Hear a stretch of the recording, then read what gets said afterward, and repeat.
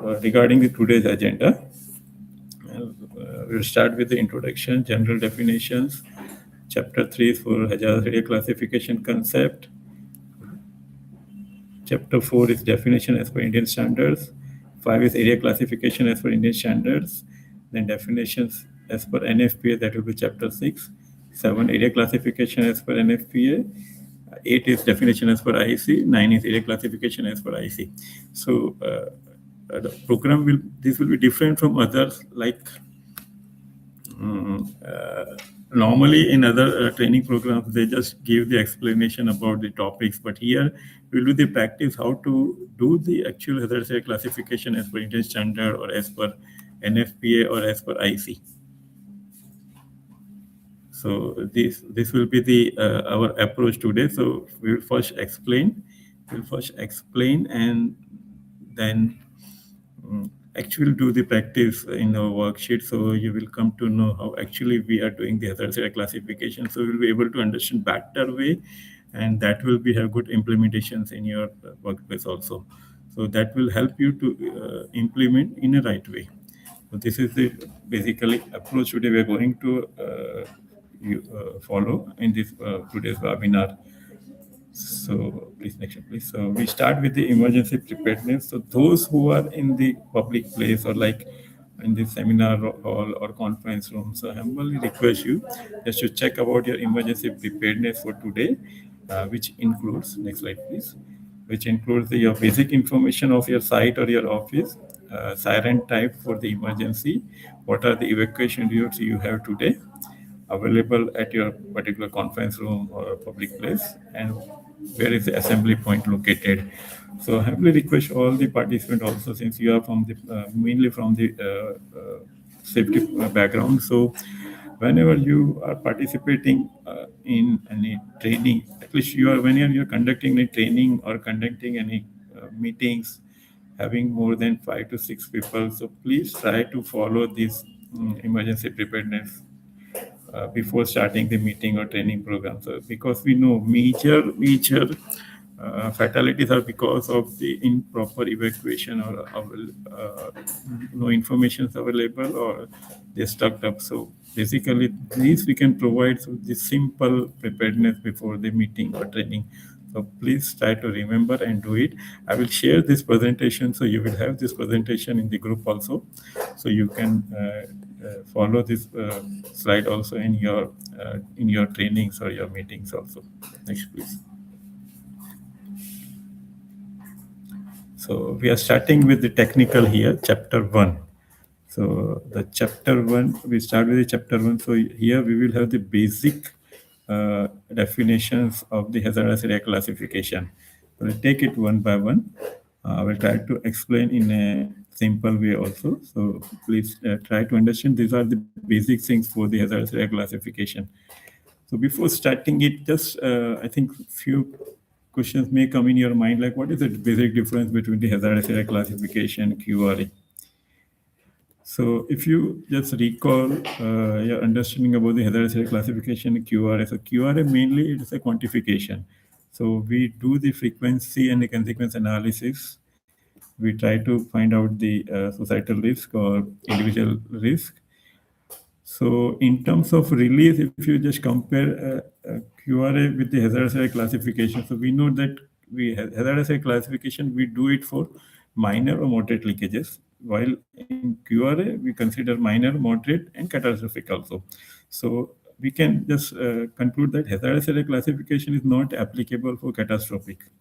In case of catastrophic, we don't say that that particular, suppose hazardous radius comes of 100 meters, so we don't select the electrical instrument for the 100 meter, but this is for the minor or moderate. So we'll see what is the minor, what is the moderate, but simple understanding minor means like you can say leakages from the flange, very minor, or mechanical seal leakage of the pump or reactor, that is a moderate. So like that, we can consider the hazardous area, and for catastrophic, of course, we go for the QRA. So, of course, objective for QRA and HSE are also different, but similarity is related to release of the chemical. So for hazardous area classification, we limit to minor or moderate, whereas for QRA, minor, moderate, and catastrophic, all three cases. So we start with the first definition. The purpose of hazardous classification study is to determine the extent of hazardous area around equipment handling or storing flammable fluids, combustible fluids, and combustible dirts, both liquid and vapors, in terms of zones 0 or 20, zone 1 20, or 21, zone 2 or 22. So basically, hazardous area classification, it is mainly related to prevent the electrical spark. So if we see source of ignition, so there are source of ignition like electrical spark, mechanical spark, your surface temperature high, your reaction, runaway reactions like reaction hazards, then it's a static, then your, we can say, open flames. So these are the different ignition sources. So our hazardous area classification is purely related to electrical spark. So basically, our objective is to prevent the fire. So first thing is we have different elements in the fire. So one is fuel, one is ignition source, and one is we can say oxygen. So we deal in different way with the different these elements. So regarding the ignition source, electrical spark, we identify the hazardous radius of the various leakages, and through that we, in that particular hazardous areas, we try to see that our electrical equipment components are as per the guidelines. So what these guidelines are, how to calculate that, we will see today in the hazardous area classification study. Regarding the zone, I will discuss in the detail, but mainly just at this stage, please understand that 0, 1, 2 is for vapor, 20, 21, 22 is for the dust. The aim of hazardous area classification is to avoid ignitions of those releases that may occur from time to time in the operation of the facilities handling flammable liquids and vapors. All right. So, like release of vapors is one thing, and ignition source is the second element of the fire. So, preventing the release, we approach different methods like our integrity of the equipment. We do the preventive maintenance. We do different testings. That is the selection of material MOC as per the compatibility of the chemicals. That is the part for preventing the release. Today we are going to discuss about the how to avoid the ignition, mainly electrical spark. How we should select the equipment in the particular area. So that is the basic, we can say, objective to selection of proper electrical equipment as per the uh, area classification. So basically, area classification, we have three different approaches. Of course, there are many, but today we are discussing three. That is as per Indian standard, as per NFPA, and as per IC. Second major guidelines which is followed is that is IP-15, that is Institute of Petroleum guideline, that is in the UK government. So basically, if you again recall my first discussion in the HAZOP also, that in the world globe, there are two major guidelines are followed. One is related to US or one is related to UK. So in the of course, IPI, I think, thank you, just for recalling or remembering me. IP, that is IEC we are going to use, of course, but API is another guideline which is used again for the hazardous classification. So there are these few major guidelines which are used in the globe. So today we will discuss two international guidelines, that is NFPA and IEC, and one Indian standard, that is IS. So next slide, please. Please go back. Please go back. So if you see just a drawing here also, so there is a one tank. Tanker is unloading, is going on in the tank. So here zone 0 is within the tank, one nearby on the vent, and zone 2 is for the nearby to the zone 1. So this is just a critical diagram. We will discuss in detail later on. Please go to the next slide. The approach is to reduce an acceptable minimum level of probability of coincidence of the flammable atmosphere and an electrical or other source of ignition occurring. So basically here our objective is electrical source prevention. Of course, when we decide the hazardous radius, so we can use that for our permit system also. So in case our work maintenance work falls in the hazardous radius, so So in that case, we have to follow the hot work permit system, otherwise a cold work. So that is also the second, we can say, utilization or objective for the hazardous area classification. So we can define the hazardous area. In that area, we have to follow the hot work, otherwise a cold work. So that is another objective. In hazardous area classification, the extent of the hazardous areas around equipment handling or storing flammable fluids, both liquid and vapors, is determined in terms of zone 0, 1, 2. So basically for liquid and vapors, we will follow the zone 0, 1, 2 guidelines. So basically you know that any fire doesn't happen in the liquid or liquefied gases, but vapors above the liquid. That is because of the flushing of the vapors or release of the liquefied gas converting into gaseous form. There fire is possible because of the concentrations also LEL, UEL. Because we know that below LEL there cannot be any fire, and above LEL also, UEL also, there is no fire. So fire can possible only between the LEL and UEL. That is the basic concept. The hazardous area classification around the equipment handling the flammable or explosive dust is determined in terms of zone 20, 21, and 22.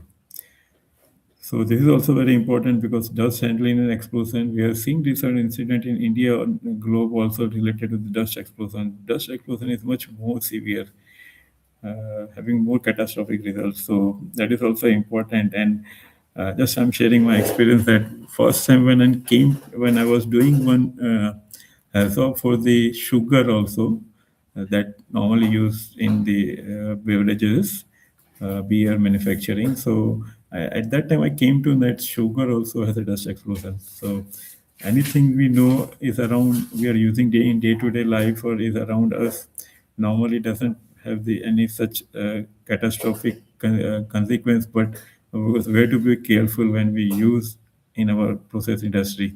So this is the basic that we cannot know just by just observing the activity, but of course we have to go in deep to find out the hazards of particular chemical which we are handling in the industries in the bulk. Okay, so next please. Chapter 2. Chapter 2 is a definition. So here, that was earlier we had basic introduction of hazardous area classification. Now we start with some definitions. So definitions include first is hazardous area. So what is the hazardous area? So hazardous area is an area in which an explosive gas atmosphere is present or may be expected to be present in quantities such as to require special precautions for the construction, installation, and use of apparatus. So basically, hazardous explosive gas or dust, which means that in the range of lower explosive limit and upper explosive limit. So this is the basic requirement for the hazardous area. Okay, so an area in which the explosive gas atmosphere is present or may be expected to be present in quantities such as to require special precaution for the construction, installation, and use of apparatus. So what precautions are required? That we have to prevent the electrical spark through these studies. Of course, other ignition sources are also required to be prevented, but we have different approach. Like for static, we give the static earthing. For mechanical spark, of course, we follow the work permit system, that is the hot work permit system, or simultaneous operation CMOP studies. So that we do. So there are different approach for different ignition source. So today we will concentrate on electrical spark. So explosive atmosphere ignitable mixture, a mixture with air under atmospheric condition of a flammable substance in the form of gas, vapor, mist, or dust, in which after ignition, combustion spreads throughout the unconsumed mixture. So I would like to say, share a few things related to explosive atmosphere. Like first, we know that explosive atmosphere is between the lower explosive and upper explosive limit. So if atmosphere doesn't in this range of lower and upper explosive limits, so explosion is not possible. So best example we can see, there are few example in day-to-day life we observe it. Like we sometimes read the news that there is a fire or explosion in the running car. So that is not always possible, even though we have the leakages of petrol or fuel in our four-wheelers cars, but still we don't find fire or explosion every time. That is because that limit doesn't meet, like a lower flammability, lower explosion limit, and upper between the lower flammable, lower explosion, or lower upper flammable, upper explosion. So that concentration doesn't meet, so there is a no fire or explosion. Similarly, we use cutting tools in our maintenance activity. So during the just igniting the cutting tool, that uh, cutting tool operator, he initially just gives some spark through the either lighter or some similar method. And even though he doesn't, when he start the acetylene or fuel, he doesn't find the flame immediately. So he has to try 3, 4 times, sometimes more times. So that means spark and concentration doesn't match. Then he has to set the heating temperature based on the requirement. So these are the few examples which we confirm that we need concentration. Explosive atmosphere, flammable atmosphere means we need the concentration between lower and upper. So then only fire or explosion may happen. So this is a basic example which we can understand these limits or the atmosphere. So it doesn't mean that if range there is a leakage is not within the range, then we are relaxed. No, because our aim that may be probably possible. So we have to think from that angle that if there is any leak that may reach to explosive atmosphere, so we have to take care. So next is flammable gas, a gas that is capable of forming an ignitable mixture with air at atmospheric pressure and normal ambient temperature. So basically, again, same thing. Flammable mixture means should be within that range. So atmosphere and mixture, there are two different things. So flammable gas, when reach the concentration between lower and upper, so that forms a flammable gas, and the area which have this probability of formation of flammable gas, that is explosive atmosphere. So uh, our step for the hazardous area also will be in the same fashion, that first we will identify the flammable gas, and then atmosphere, how what is the extent, 2 meter, 3 meter, 4 meter from the source of leakage, source of release. And flammable vapor, the gaseous phase released by the liquid. So flammable gas is basically from the liquefied gas. Similarly, flammable vapor is from the liquid. So any liquid has a property of flash. That is why when we store drinking water also in the bottle, and mainly in summer, you will feel some droplets on the top. That is because of flushing of the water. So similarly, all the chemicals have this property flushing, but their flash point may vary. And flash point doesn't have any relation with the boiling point. So if chemical like toluene have the boiling point very high, but flash point is very low, I think 4 or 6. Similarly, methanol has a low boiling point 60, but flash point is higher than toluene, maybe I think 6 or 10. I just forgot it, but it is more than 4 degree. So there is no relation between flashing and boiling point. But of course, every chemical has its property. That is a basically chemistry that's related to the chemical and physical bond that is leading to the flash point. So flammable vapor is related to liquid. Flammable gas is a liquefied gas or plain gas. Next, please. Combustible dust. Thank you. The combustible dust, any finely divided solid material that present a fire or explosion and dispersed and ignited in the air. Combustible dust, same definition like vapor and gas. When it is dispersed in the atmosphere, so concentration is required between the lower explosive and upper explosive. Then only explosive dust mixture is possible. But property of any combustible dust, that is, it can lead to combustion or not. That is inherent property of that particular dust. So Combustible dust, of course, that is the important in hazardous area classification. If dust is not combustible, so that is safe. Now, regarding the flash point, the lowest temperature at which a liquid gives off sufficient vapor to form an ignitable mixture with air near the surface of the liquid. So, concentration again between the lower and upper flammability limit, that is a sufficient vapor, we can say sufficient vapors to form ignitable mixture. So, basically, concept in the fire and explosion. Normally, when we see major fire and explosion, that's the ultimate consequence. But it starts with a very minimal. Basically, so what happens? Flashpoint is not mainly responsible for a major fire, but at flashpoint, its fire may start. So initially, there is a minor fire because of that particular flashpoint. Heat generated from that fire again lead to another 2 or 3 minor fires, and that escalation of all such 3, 4, 5 times that leads to major. So our objective when we do this, when we fire extinguish, we follow these phenomena also, that we start to prevent, we plan to prevent, or we design our system to prevent these minor fires or minor explosions. Similarly, in explosions also, there are very minor explosion. We call it a primary explosions.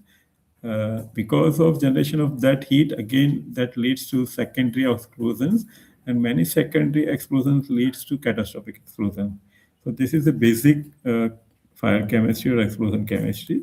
And based on this flashpoint, again, auto ignition temperature, EIT, which is also important in hazardous area classification, the minimum temperature at which a gas vapor ignites spontaneously without an external ignition source. So in case of auto ignition temperature, we do not need any other ignition, like for, we can say, we don't need electrical spark, we don't need mechanical spark, we don't need static charge. But at particular that temperature, liquid, gas, or dust, has a property of self-ignition, lead to the fire and explosions. Lower explosive limit, the lowest concentration of the flammable gas or vapor in air, below which propagation of flame does not occur on contact with an ignition source. So as we discussed, that minimum concentration after flushing of the chemical, which leads to fire and explosion. Below that, there will not be any fire and explosion. That is why we are using inertization in the equipment to prevent the fire in case of flammable chemical, photo type chemicals. So upper explosive limit is the highest concentration of a flammable gas or vapors in the air above which propagation of the flame does not occur. Again, if we go beyond the upper explosive limit, fire or explosion will not take place. But again, managing any chemical above explosive limit is again dangerous. So normally we follow to control fuel below the lower explosive limit. So that is the one thing. Let's go to the next one. Vapor density. Density of a vapor compared with the density of air at the same temperature and pressure. Of course, density of vapor will lead to the escalation, but initial point or primary fire or primary explosion is related to the flash point. So basically, vapor density lead to will conclude what will be the catastrophe, what will be the consequence. It's a minor, medium, major, catastrophic. Source of release, a point or location from which a flammable gas, vapor, or combustible dust may release into the atmosphere. So, like say, release from the flange, release from the mechanical seal of the pump or reactor, agitator. So, these are the example of point or location from which a flammable gas, vapors, or dust may release. So, source of release is important terminology in hazardous area classification. There we will find out what are the possible source of release in particular equipment. Say for the example, we take pumps. So pump, there is a possible leakage from the this mechanical seal. In case of storage tank or storage vessel, a possible release from the vent also, possible release from the flange joints also. So like that, we have to identify the source of release from the equipment during the hazardous area classification. Degree and grade of release. So this is also important. Classification of release based on the frequency and duration. So continuous, primary, and secondary. These are the three grade of release which we follow. Continuous means, and there's a continuous flammable atmosphere present. So basically, if you refer NFPA IEC. So there is no time-bound explanation of this grade of release, but if you follow IP15, so there you will find the duration also. So for continuous release, that is mentioned that if the release is for more than 1,000 years per year, 1,000 hours per year, sorry, 1,000 hours per year, that is a continuous. In case of primary, the release is between the 10 hours to 1,000 hours per year. In case of secondary, less than 10 hours per year, so that is a secondary grade of release. So just later on, we'll use this hours definition for the better understanding. But this is not in IEC or NFPA, but of course, we can refer the IP for our understanding also. That is another guideline for hazardous classification by the UK government, Institute of Petroleum. So next is a ventilation. Movement of air to dilute and okay. Please go. Allow me to go back. The continuous release, like examples are that suppose we have the flammable chemical stored in the vessel. So just vapor atmosphere in that vessel above the liquid. That is we can say the example of the continuous release. Then primary release, like we can say, went of that vessel because release from that vessel is not continuously, but when we fill that vessel at that time only, there is a release. Otherwise, there is a minimal release. So vent can be considered as a primary release. Secondary release, like leakages from the flanges, that are the secondary release. Primary release, we can also consider the example of sampling. Vapor release, of course, is always there during the sampling of the equipments or vessels. So at that time also there is a release. So that is a primary. So primary is a planned release. Secondary is unplanned. We can say accidental release. That is the basic difference between primary and secondary. Continuous and primary is a designed release. We can say like vapor atmosphere above the reactor, release from the vent, release during the sampling. But secondary release is an accidental release, like leakages from the flanges. All these are secondary release. Ventilation, movement of the air to dilute and remove flammable gases or vapors to prevent the formation of explosive atmosphere. Of course, this is also another technique to unstable the atmosphere, this flammable atmosphere. So ventilation normally can be considered a good preventive method for disturbance of the flammable atmosphere. So basically, movement of air to dilute the removed flammable gases or vapor to prevent the formation of explosivity. So basically, ventilation, we can say we normally use AHUs, air handling units in our workplace areas. So through that ventilation, we can disturb the flammable gas atmospheres within the closed areas. Of course, there are some open areas, partially open areas, obstructed areas. Plants are also there. For the ventilation, of course, there are a few standards which give the guideline what should be the ventilation rate or cycle change counts. You can say change counts also. So how many times we should replace that atmosphere with the fresh air? Maybe change counts maybe 2, 3, 4, 5, depending upon the guidelines. So if we design our ventilation system based on that guidelines, so we can definitely prevent the formation of atmosphere flammable mixture in that area, even though there is a continuous release also. So these are the few techniques which can be followed to destabilize the flammable atmosphere in the workplace. Okay. Hazardous area classification, a method of analyzing and classifying the environment where explosive atmosphere may exist to facilitate proper selection of equipment and installation practices. So complete exercise, hazardous area classification, method of analyzing and classifying the environment where explosive atmosphere may exist. So there is a calculations, of course. Calculation like in Indian Standard and NFPA, there are examples. We have to follow that to find out the hazardous area or hazardous radius. IEC, there is a calculation, so release calculation and some methods to find out the hazardous radius. So hazardous classification is mainly, we can say, if there is any release of flammable gas or vapors.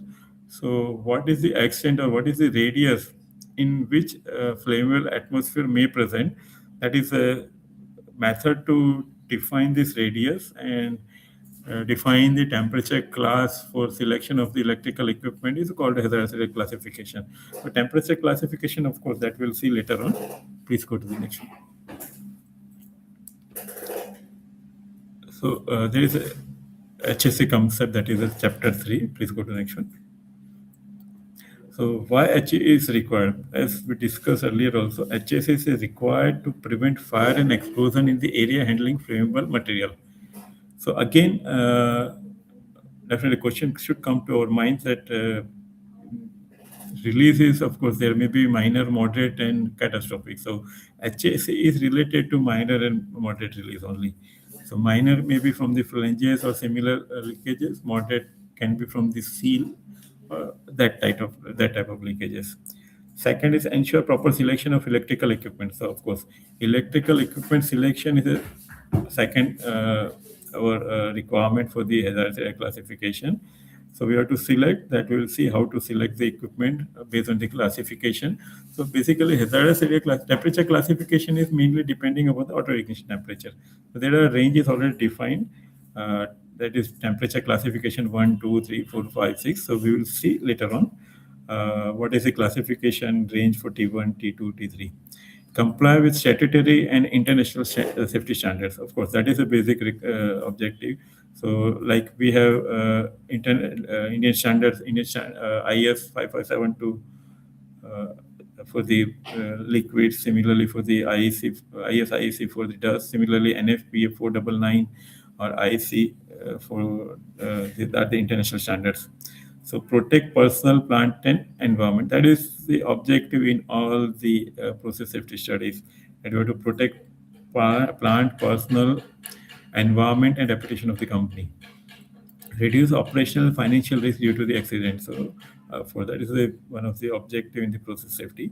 So these are the reasons why we require HSE. So in all things, our prime objective is to protect the human being first thing, so then environment, assets. So this starts from actually process safety starts beginning triggering point. I think we can say Bhopal disaster, but came in picture later on with the initial guidelines in 91 by CCPS and followed by many guidelines in 2006 HAZOP and all these things. So basically triggering point was of course the Bhopal disaster, but many disasters happened before the Bhopal also. But at that time, people started seriously that should be considered this topic. Of course, in India, it's in a developing stage. There is a lot of potential, a lot of education is required. Corporate companies are now formed. They are just forming the process safety departments. Also, they are recruiting it. So it's a good career opportunity. Also, process safety, and HSE is a part of that process safety. If we see the OSHA elements, so HSE is the part of the process PHS studies. So HSE ensures that the electrical and mechanical equipment installed in the flammable environment does not become a source of ignition. So that is the basic objective, to prevent this electrical source of ignition. Next, please. Now we will start with the hazardous area classification, which is to be what are the methods as per the Indian standards. So after these methods, we will just see one exercise also that we will share. I should be there for sharing that thing. So we start with the classification of flammable liquids. So here, slowly, I will try to compare with the other guidelines like NFPA or IEC. So we start with the flammable liquid, that is definition as per IS-5572. Or video, okay. So as per IS-5572, that is for the flammable liquid, section 6.6. Flammable liquid differs in their degree of volatility and are defined as liquids having a flash point below 93. So as per Indian standard, the definition of flammable liquid is any liquid having the flash point below 93. That is differing from the NFPA and IEC also. So we'll see there, and we will just try to reconnect you with the Indian standard also at that time. So basic definition of flammable chemical as per Indian standard is flash point below 93 degree. And second is a vapor pressure not exceeding 2.81 kilogram per centimeter at 37.8 degrees centigrade. So that is the second definition of the flammable liquids. Of course. So flammable liquid is flash point below 93 and vapor pressure not exceeding 2.81 at 37.8 degrees centigrade. So flammable liquid classification, we say there are three classes: class A, class B, class C. So class A is below flash point below 23 is a class A. So flammable liquid with a flash point below 23 degrees centigrade, that is a class A. Class B is a chemical having the flash point between 23 degree and 65 degrees centigrade.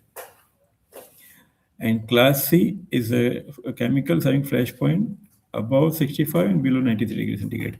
So class A, class B, class C. So we are talking about here is a flash point at ambient conditions, right? Atmospheric conditions, ambient temperature, mainly ambient conditions. So what are the flash point? So suppose if you are handling these chemicals at in ambient conditions at atmospheric pressure and atmospheric temperature, so all the chemicals having flash point, suppose our ambient temperature is 45 degree, maximum in the summer. Actually, we have to consider maximum temperature whenever we design the system. So whenever do the risk assessments also, HAZOP or hazardous classification also. So suppose our ambient temperature 45 degree peak in the summer in any area, say for the Gujarat, say for the Maharashtra. So area temperature is ambient temperature maximum 45 degree. So we have to consider all the chemicals having the flash point 45 and below as a flammable chemical during our risk assessment, HAZOP also, and all other risk assessment. But for the conservative side, normally we consider chemicals whose flash point below 50. We are taking the difference of 5 degree in designing the system. So here we are considering all the chemicals having the flash point 50 or below.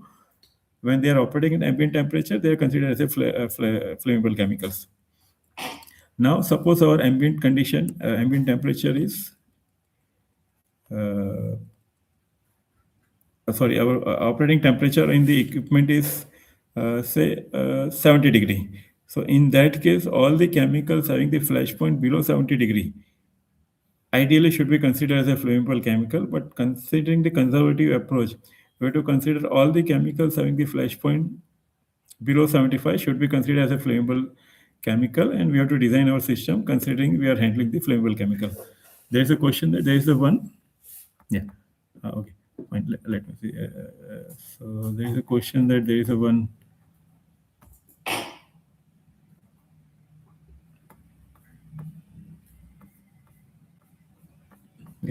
Sorry, it's just getting delayed, so I will try to give the answer later on. As soon as I will see, and if possible, I will give the response immediately, because quickly disappear this question, so sometimes difficult to read. So please apologize me, but we will try to share the video of the response of all the questions. One of the team member is noting all the questions, and we prepare the video and we'll submit it. So please write down your questions and check when we will release the video. Of course, I will try to answer here also. So flammable liquid, class A, class B, class C. Of course, operating temperature. You have to see the operating temperature in general. If it's an ambient temperature, then we have to consider based on our geographical condition, what is the maximum maximum possible temperature, mainly in the summer. So this is the basic concept for defining the flammable chemical. Next, please. Next slide, please. So flammable liquids, as per IS-5572, the saturated vapor of these flammable liquids of different class. Saturated means having the flash point, and of course reversible, flashing and coming back, flashing and coming back. That is the definition of saturated vapor. So saturated vapor of these flammable liquids of different classes. So flammable liquid means having the flash point and forming the ignitable mixture at that particular flash point. So we say ambient temperature is 45 in the summer, chemical having the flash point 40 degrees, so they are forming the flammable liquids, a flammable mixture at 40 degree, and that is considered as a flammable liquid under ambient conditions. Under normal atmospheric conditions, generally have a vapor density less than 1.5 times of that air, which influences their dispersion and accumulation behavior in the hazardous area. So this is the basic definition of flammable liquids. Please go to the next. Okay. Now zone 0, that was again discussed. There was this question from some participants at zone 0, zone 1, zone 2, always getting confused. So already discussed, but I will just explain again here. I will repeat here. Zone 0 is presence of flammable vapors continuous or for long period. So one is continuous for long period. So long period means, as per the definition of IP, 1,000 more than 1,000 hours per year. So in general, we can say, if we say continuous process running 365 days, normally shutdown always is there. So say considering 300 days per year that is in the operation. So we can say 3.3 hours per day. So that is a basic requirement. So continuously presence is there or for the longer period. Continuously means suppose we are storing the flammable chemical in the vessel. So there is always a vapor above the liquid. So that is a continuously. For longer period means continuous release in the longer period. So normally vents which are connected to storage vessels, that falls below 1,000 hours per year, because what happens when vapors always release when there is a transferring operation, that is in breath. When we take intake of the chemical, that is in breath. So in case of in breath or intake, so normally transfer operation normally below 3 hours per day. If it is more than 3 hours per day, you have to consider it a continuous. So this is in this way we have to decide the zone 0 or continuous discharge or continuously for the long period. Right. So this is the basic definition. We have to see that operation takes place for more than 3 hours per day. In general, 1,000 hours per year. Now coming to the zone 1. I hope this is clear now. Those who has had a doubt about the continuous or zone 0. So continuous release is related to zone 0. Again, I'm repeating. And hours should be 1,000 per year or 3 hours per day. 3.3, it's come to 3.3. So you can say 3 hours or 3.3 per day. So it means if you are considering the vents, your transferring operation is more than 3 hours per day, then you can consider it as a continuous. Otherwise, it should be primary release. So normally all the vents are primary release. Normally. So example here, say just vapor space above the closed vessel, that is already given. Storage tanks, open tanks of volatile liquid, of course. Open tanks of volatile liquid also. Floating roof tanks also, vapor space above the liquid, that is considered as a continuous. Now coming to zone 1, that is flammable gas or vapors likely under normal conditions or frequent maintenance repairs. Normally it's under the normal conditions. So normal conditions like vents, discharge, sampling, filling of drums, transferring operations, all this comes under zone 1, that is continuously likely under normal condition. That is a designed activity or frequent maintenance repairs. So that is the basic of the zone 1. Again, definition of zone 1 as per IP, just for the quantification and understanding, between 10 hours to 1,000 hours per year. So all the maintenance job will be in the primary grade of release, that is frequent, likely under the normal conditions. Transferring of liquid also same. Vents connected to atmosphere also same. Again, your sampling, bag filling, drum filling.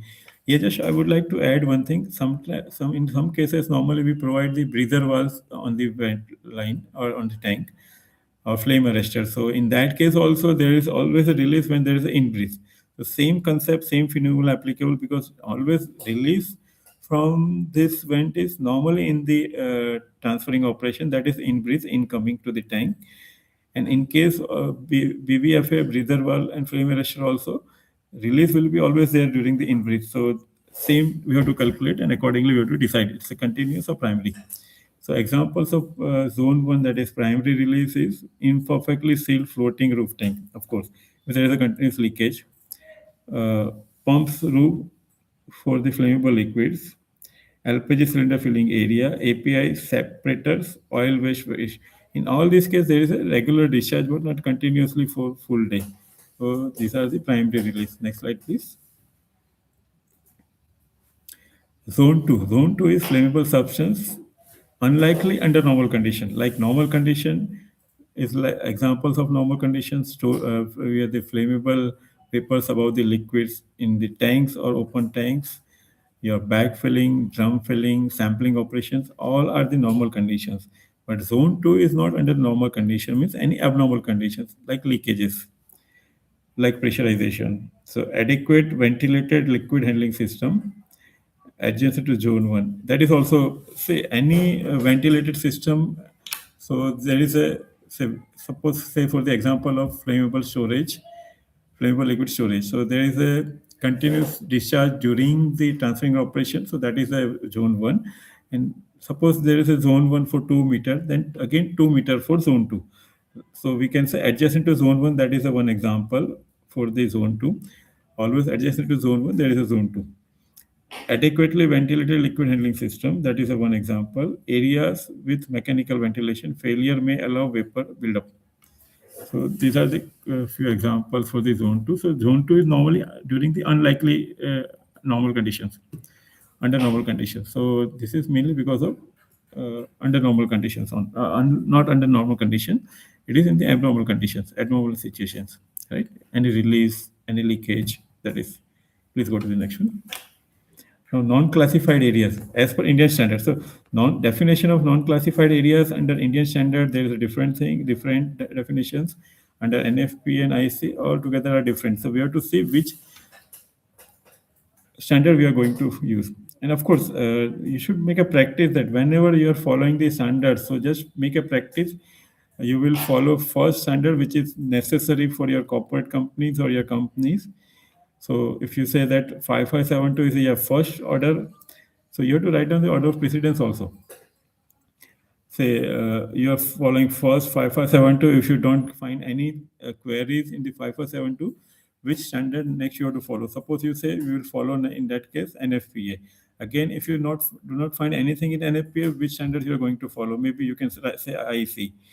Again, after IEC, you can say IP. After IP, you can say all the international standards or your national standards. So like that, you have to define the order of precedence. Specifically, if you see at the end of this session, you will just understand why order of precedence is important. Because if you don't find anything in 5572, you refer in one case IEC, in another case NFPA. So there's a different definitions for flammable liquids also in NFPA and IEC.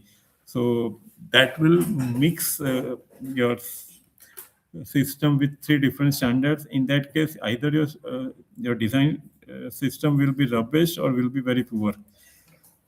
If you select randomly the standards, if you give the order of precedence and follow that precedence while designing and referring your queries, so definitely a system will be better, rubbish system, best possible system. So please try to define your order of precedence whenever you do any risk assessment, any studies, either HAZOP, QRA, hazard classification, LOPA, SAIL. So that will be better because standard to standard guidelines may change, may vary. You just try it. I will just recall you in the definition of this classification of liquid in the NFPA and IEC. You will understand why it is so important. Fine. So non-classified areas, piping without wall fittings. If there is a no wall fittings, no flange joints, so there is no possibility of leakage. So it is not classified as areas, hazardous area. So you can take this as an exemption. Flammable liquid in the container stored in approved container that is properly sealed, designed to prevent vapor escape and not open during normal operation. So these are considered can be exempted. Then permanent ignition source like flare pits, open flames. If you remember your any these burners that is not classified as hazardous area, but that is unclassified. So you can take the exemptions in the boilers also, all the furnaces, your flare systems, burners. So there, that areas are considered as unclassified areas. Enclosed premises with safe atmosphere. Safe atmosphere means at a positive pressure. So no vapor will come inside that system. So if any area is designed for the positive pressure with continuous supply of clean air or inert gas, so hazardous gases from the outside cannot enter inside. Similarly, what we do in the inertization in the equipment. So there we take the assumptions of classification. There we can, if you ensure that inertization is always possible, so you can consider that as an unclassified area. But in that case, what minimum requirement is that you should have oxygen sensor inside the in the vapor space, or you have to calculate the nitrogen flow which is required to maintain the inert atmosphere, and that you have to record that readings also. Automation should be there, then only you can take the credit. So in that case, how much percentage of oxygen should be maintained, so that we have to follow the limiting oxygen concentration of that particular chemical. As for NFPA, you have to maintain 50% of limiting oxygen concentration level. Say for particular flammable chemical, limiting oxygen concentration is 10%. So you have to maintain maximum, means your this oxygen concentration below 5%. So that is why oxygen concentration meters is also there required. So if you provide all these things, then we should take the credit. Otherwise, we should not take credits. Then gas turbine rooms, IC engine sheds, oil and gas fired boilers. So these are the few examples of exemptions. Go to the next, please. Yeah, now there are a few examples. So classification of hazardous area, we'll just see this one, then we'll go for the steps of the classification, and we'll do the actual case study also. So just for the example, you said, just if you see on the bottom side of this image, there are two squares. One is related to zone 1 and zone 2. So this is the symbols, or we can say legend for zone 1 and zone 2 used in the Indian standards. Zone 1 means grid, zone 2 means this your lines with the some angles. So zone 1 and zone 2. So this is the example of the tanker. This is the wagon tanker loading unloading system for liquefied gas, compressed gas, or liquids, cryogenic liquids. So after the completion of the workshop, we will share all the related Indian standards or NFPA standards or IEC standards. So you need not to worry about this. The presentation also will share to you. So this is the, if you see here in the vent also, if this is from the top, so vent 4.5 meter is considered as a zone 2, and before that 1.5 meter radius is considered as a zone 1. So zone 1 1.5 plus 3, that is 4.5, total 4.5 from the point of source of release. So when we mark zone 1 and zone 2, so both are from the radius from the point of release. So your point of release is a vent. So zone 1 is 1.5 and zone 2 is 4.5. 4.5 from boundary of zone 1. Sure? Yeah. Please. Okay, we'll check it later on. Okay. So as per Ayush, he says that 4.5 is boundary for the zone 1. So let us check it. So we will just park this point, and we will, during the actual exam, we will just confirm this thing. Okay, yeah, because we put it in line. How you confirm 4.5 Ayush here? Because it's radius is from the point of source of release. No? This line. This line is true. This is boundary from source of release. No, this from this to this. Anyway, we'll see some other, just try to find out some other example, because it's not clear here. So we are parking this point here. So you'll just do during the actual exam. Also, I haven't received. Sorry, someone says that also I haven't received. So if you're talking about the this Indian standards, so we will just share it at the end of the session. Okay. So similarly, if you see the liquid transfer line on the bottom side, there is a sump pit trench is also mentioned there. So we'll just say check for liquid transfer line. So 1.5 radius, that is given for the zone 2. Sorry, zone 1. That is for the zone 1. So around the liquid transfer line. So we'll just see I think some people are saying just there is a message that they don't receive this Indian standard, but that we will share at the end of the session. So right now we have not shared it, so you will receive it at end of the session. Okay, so there's a message. Okay, fine. So just I try to give the response to the message. I'm not able to understand because of this continuous. Okay, so please go to the next slide. So zones for the explosive dust atmosphere. Now it is related to dust atmosphere. So as we said, the vapor also same fundamentals applicable here also, but for the dust. So now for this vapor we say hazardous area classification zone 0, 1, 2.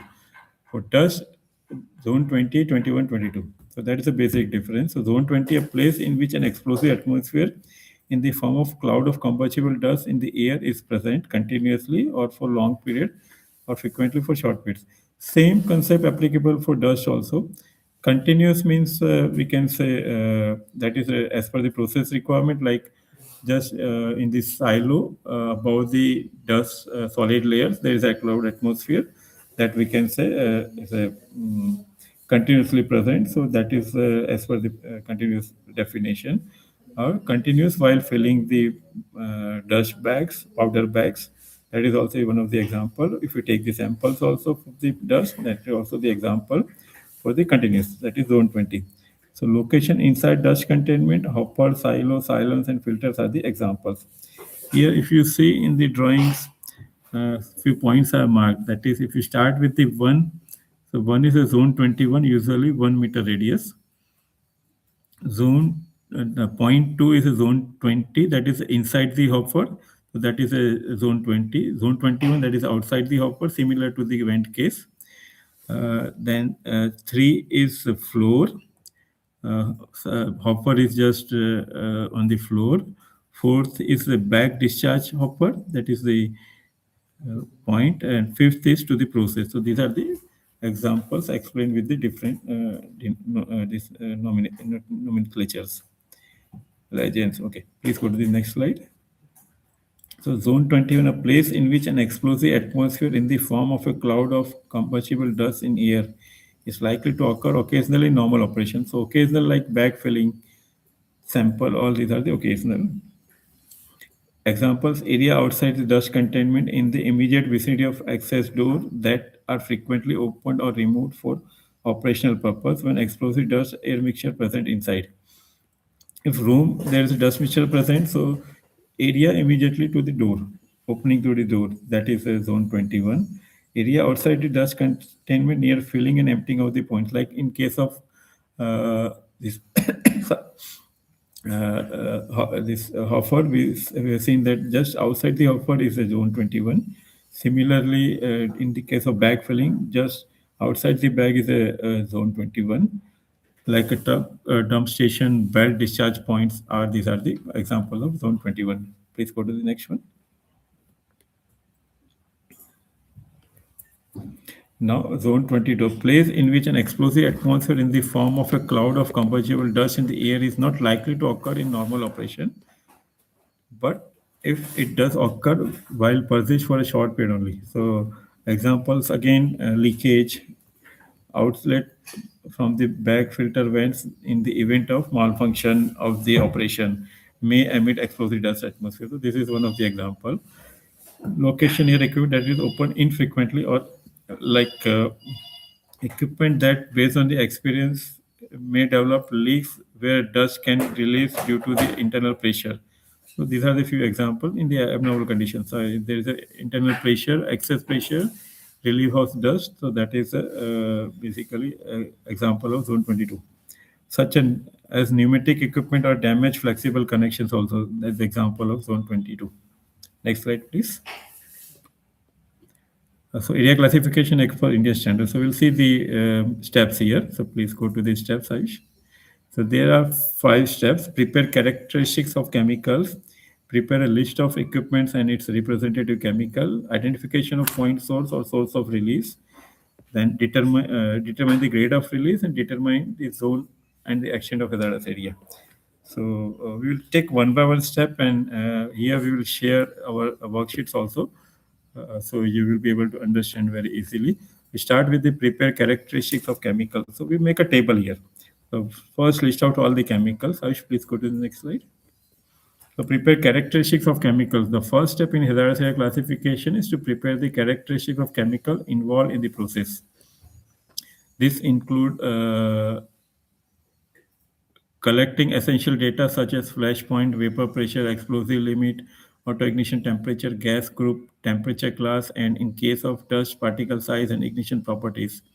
These characteristics help determine whether the substance can form an explosive atmosphere and how severe the hazard may be. So this is the first step.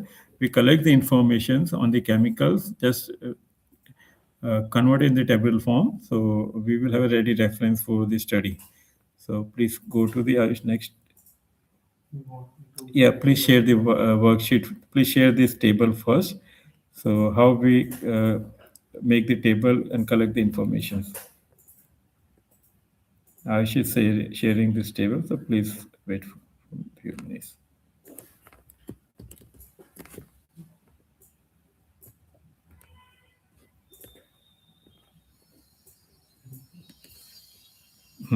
So if you see this table, slide zoom in if possible. We start with the serial number, name of the chemical.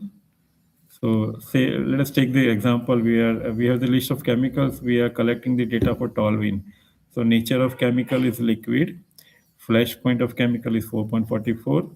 Vapor pressure is 36.7 mmHg at 30 degree. Melting point is minus 94. Boiling point 110. So I had given the example of this toluene for comparing the flash point and boiling point, if you remember. So MIT, minimum ignition temperature, dust layer ignition temperature. They are the two terminologies. So minimum ignition temperature, DLIT, whichever is available, it's a 480 degree centigrade. So this will help us in defining the temperature class also. So density is we are collecting density, then lower explosion limit. So here's 0.011 means it's a, I think something wrong here. Some, huh? 1.1%, yeah. So because we are writing percentage in title, so we should write that. Okay, so there is a slight correction that LEL is 1.1% and UEL is 7.1%. So dust explosion test, normally for dust, that is applicable, dust explosion test is applicable for dust. So here it's a toluene liquid, so not applicable. But dust explosion means we just check explosion rating, that is ST0, 0H, 1H or 2H. 0H not explosive, 1H mild, and 2 is violent explosive. So this data we are also collecting. These all data you may find from the references like NFPA also, but normally dust explosion, we have to do the dust explosion test if it is not a easily available chemical. Go to the next, please. The next information is left, please, Ayush. Next will be representative chemicals. So representative chemical, equipment number, chemical handle, solvent, flashpoint, MIE. MIE also we just write down MIE, minimum ignition energy, representative chemical. Say what happens when we above table is for the individual chemical. Now suppose there are 3 to 4 chemicals we are handling in same equipment, like there is a reaction. So in that case, or there is a distillation. So in that case, out of 3 or 4 chemicals, we have to select the representative chemicals having more catastrophic or more which is more severe than other chemicals, so that we can design the system based on that chemical. So if you say we have the toluene, methanol, and other chemicals, so we can check severity based on the flash point, based on the MIE, based on the resistivity. So low flash point is more severe, low MI is more severe, high resistivity is more severe. So based on that, we can just conclude. So first, we normally take the flash point. If flash point is almost similar, then we go for MI. That is also almost in same range, difference of hardly less than 1%. then we go for the resistivity also. So by this way, we just select the representative chemical in that equipment having more than one chemicals. So this is the second step. Now please go to the next step. Now we have decided we have collected the information. We have decided the representative chemical from that equipment. If there is a one chemical, we have to select that one as a representative chemical. The first step is over. Now we are going for the second step. Go back to presentation. Okay, so please go back to the presentation.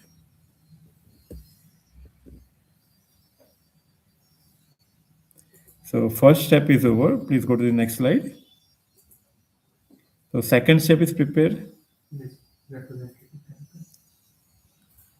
chemical. अच्छा see back jump हो गया. No issue. Second step, I think 42. Prepare list of equipment and its representative chemical. So first we listed the chemical, their properties. Now we are going to prepare the list of equipment and its representative chemical. Is it visible now? Okay, thank you. The second step is to prepare the list of equipment and identify the representative chemical associated with each item, which is already shared by the Ayush, right? So we have completed first step, that is just collected the information for chemical. Then we prepared the list of equipment and its representative chemical. So there are 4 chemicals in the equipment. So we take worst case scenario, worst case chemical, start with the flash point, then MI, and then required resistivity. So less flash point is more severe, less MI is more severe, more resistivity is more severe. The second step is now over. Now we are going for the third step.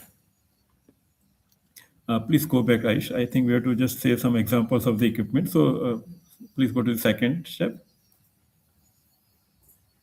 So second step here, the equipment which we should consider like tanks, pumps, reactors, pipeline also we should consider valves, filter, milling machine, sifting machine, your distillation column, evaporator, heat exchangers, all these vessels, all these we should consider as a equipment, separate equipment, and we have to do the hazardous classification. So in second part, we have to identify all the equipments. Either it is hazardous or non-hazardous, that we should conclude in the study only. So we have to list all the chemicals which are related to that particular operation. Please go to next. Third, identification of the point source or source of release, right? So now for purpose of HSE, the point source or source of release is defined as a point from which flammable gas, vapor or liquid or dust may be released in the atmosphere. So after first step and second step, means listing the equipments and representation of the chemical, we just check what are the possible source of release in each equipment.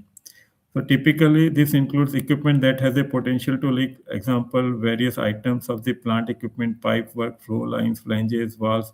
So say for the example, we are considering one reactor having the agitator.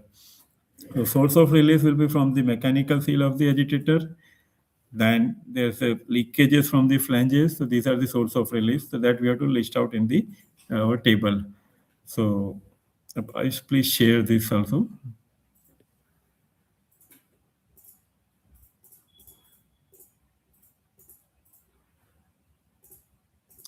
So this will be the now table after listing the. This is actually we can say HSE Hazardous Area Classification Schedule worksheet. So in earlier 2 sheet were the supporting sheet. Now this is the main sheet which we normally use for hazardous area classification. So again we start with the serial number, source of hazard. So here equipment tag is required for the source of hazard. Name of chemical. So we are taking one here example, that is the tank, right? First is the tank. No? So it's a storage tank STF2207. So name of the chemical handle, it's a representative chemical or storage. It's a storage, so it's a single chemical, so toluene. Nature of chemical, flammable, flash point 4.4. Now then we list the source of release. So sequence wise, if you see, first source of hazard from the equipment, then name of chemical, flammability, flash point, now source of release. So in case of this tank, please remove your cursor just to read this. Fine, thank you. So source of release, so there is a first inside the tank because there is a zone 0 inside the tank. So we consider that also as a release because it's a continuous release, right? Then vent of the tank, that is the second source. Third is a leakage of the nozzles, instrument nozzle, flange joints, all possible leakage. What is 2A, 2B? Fine, there's a question. So that is related to NFPA. So we'll come to NFPA, there we will discuss is 2A, 2B. Fine. So here in the Indian standard, 2A, 2B is not applicable. So source of release is defined that inside the tank, vent of the tank, leakage of nozzle, instrument nozzle, flange joint. If you go down, Aish, for other examples, so we have the pump now. Second example is for the pump. So that is pump tag is there. This is P2206AB, handling the toluene, flammable 4.4. Now source of release in the pump will change. Here pump seal and leakages from nozzle, instrument nozzles, flange joints, so pump body. So these are the leakage possible. The source of release are two, right? Now we'll see, go to the next step. After just identifying the source of release, we will just write down the storage condition because as I discussed earlier also, flammability is based on the operating temperature. So operating temperature may be ambient, may be high, may be low. That we have to just check it. So here, ambient temperature, its operating temperature is ambient temperature. So we are considering this case of Gujarat. So maximum temperature in the summer is 45. Let us consider 45, maybe 46, 47, but let us consider 45. So in case of 45 ambient temperature, toluene flash point is 4.4. It is flammable at ambient temperature, right? So nitrogen blanketing now, let us see nitrogen blanketing is applicable or not. It is there or not. So as per feedback, nitrogen blanketing is not there in the tank. So type of release is hazardous. So okay. So type of release is hazardous. So in all cases, inside the tank is hazardous, vent of the tank is hazardous, and leakage of the nozzle, flange joints, of course, or any leakage from the tank side is hazardous. Suppose if there is a nitrogen, so in that case, if we confirm that nitrogen atmosphere is maintained throughout the 24 hours and 365 days by the means of automation, of course, we are by the means of providing the breather valve. So in that case, inside the bank, the release will be non-hazardous because we are maintaining the inert atmosphere. The flammable atmosphere will not be there. So because of that, if nitrogen is there, so it's a non-hazardous. Vent release also is non-hazardous, but leakage will be hazardous because there it's a purely liquid leakage, liquid toluene, so that will form a toluene vapor. So leakage will be hazardous, but inside vent inside the tank and vent of the tank, it will be non-hazardous, right? I hope it is clear to everyone. So we are going to next step now, grade of release. So inside the tank, we have to see the examples now. Inside the tank, so it's a continuous release. In case of floating roof tank, there may not be vapor space. Of course, there may not be vapor space. In that case, you can consider non-hazardous. But if there is a minor leakages from the floating roof, in that case, we have to see continuous or primary, right? So it's a perfect input from the participant. Thank you very much. So type of release, then grade of release. So grade of release, in case of vent, if there is a no nitrogen, so it's a continuous because continuous vapor will be there because flash point is 4.4.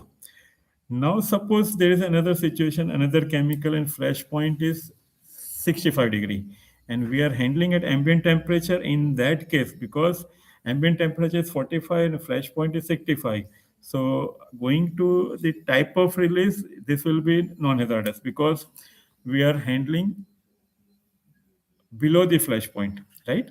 Flash point is 65, we are handling at 45, so there will not be a flammable mixture formation at 45 degree for the chemical having the flash point 65. So type of release in that case non-hazardous. Vent of the tank non-hazardous. Leakage non-hazardous. All three non-hazardous. But suppose flash point is 65 and we are maintaining the temperature of storage tank 75 or 80. So in that case, in particular that case, inside the vent, if nitrogen is not there, so it's a hazardous. If nitrogen is there, non-hazardous. If tank is nitrogen blanketed, then it's a non-hazardous. Then it's a non-hazardous. because flammable mixture will not be there. So these are the few examples. So grade of release here, suppose we are handling above the flash point. So if nitrogen is not there, so inside tank continues. If nitrogen is there, no, it's non-hazardous, right? Vent of the tank, if nitrogen is, suppose we are handling at above flash point, like, below flash point, like 80 temperature, we are handling, flash point is 65. So type of hazard is hazardous in the vent also. If nitrogen is there, it's non-hazardous. Just we have to compare. If nitrogen is there, vent and storage, zone 0, zone 1 is non-hazardous. But of course, leakage is hazard if flash point is below the ambient. If flash point is above ambient, leakage is non-hazardous. If we are handling, suppose 65 flash point, we are handling at 80-degree leakage, so we have to consider hazardous because a flash vapor may form in that case.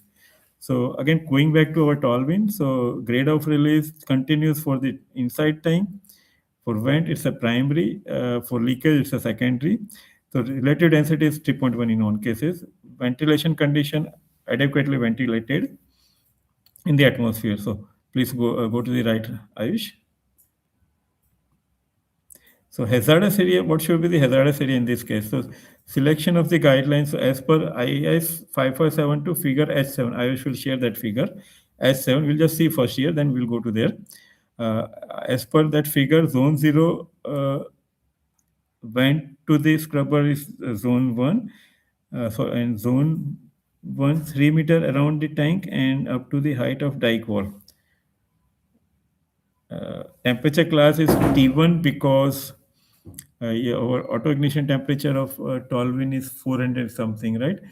So temperature class, we have to share the temperature class also, I share. So as per the temperature class T1, go to the right, please. So zone 0 always present in the above the tank, so there is no radius. Zone 1, 3 meter around the tank and up to the height of the dike wall. That is zone 1. And up in the vent also 3 meter. So there are two zone 1, vent 3 meter, around the vent 3 meter, and up to the dike wall height also 3 meter. Also up to the, sorry, for the vent 3 meter around the vent, that is a zone 1, and up to the height of dike wall always be considered zone 1, right? In this particular case, we are connecting the vent to scrubber. Okay, vent to the scrubber.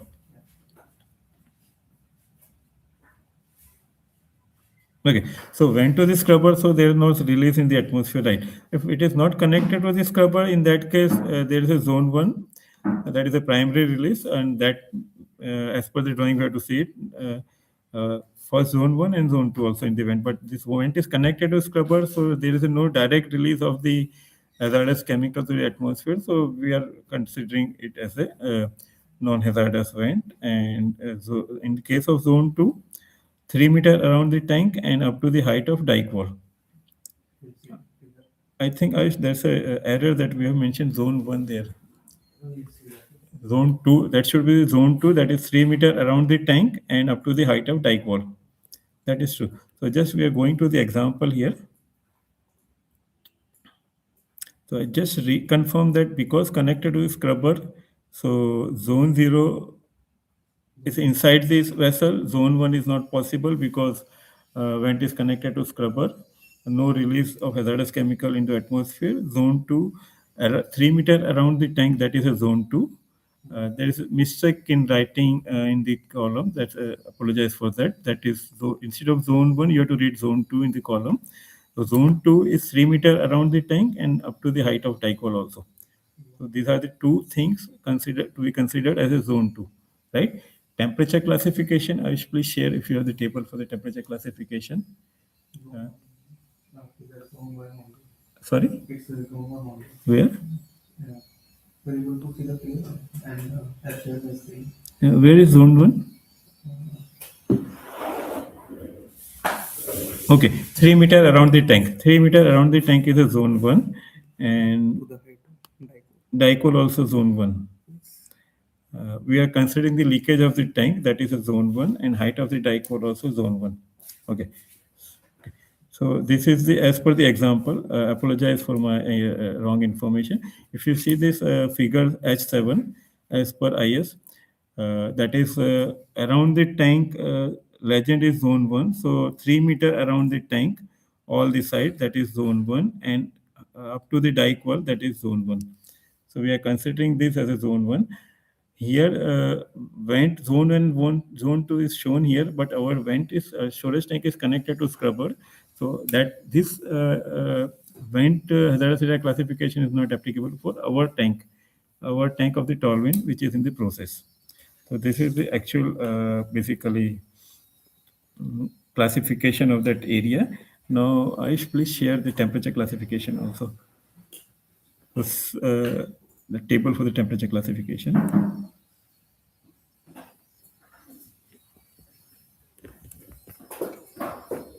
If you see this table for the temperature classification, so maximum surface temperature 450. So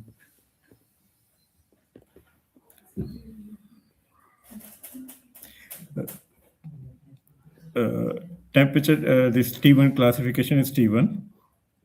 T2 is,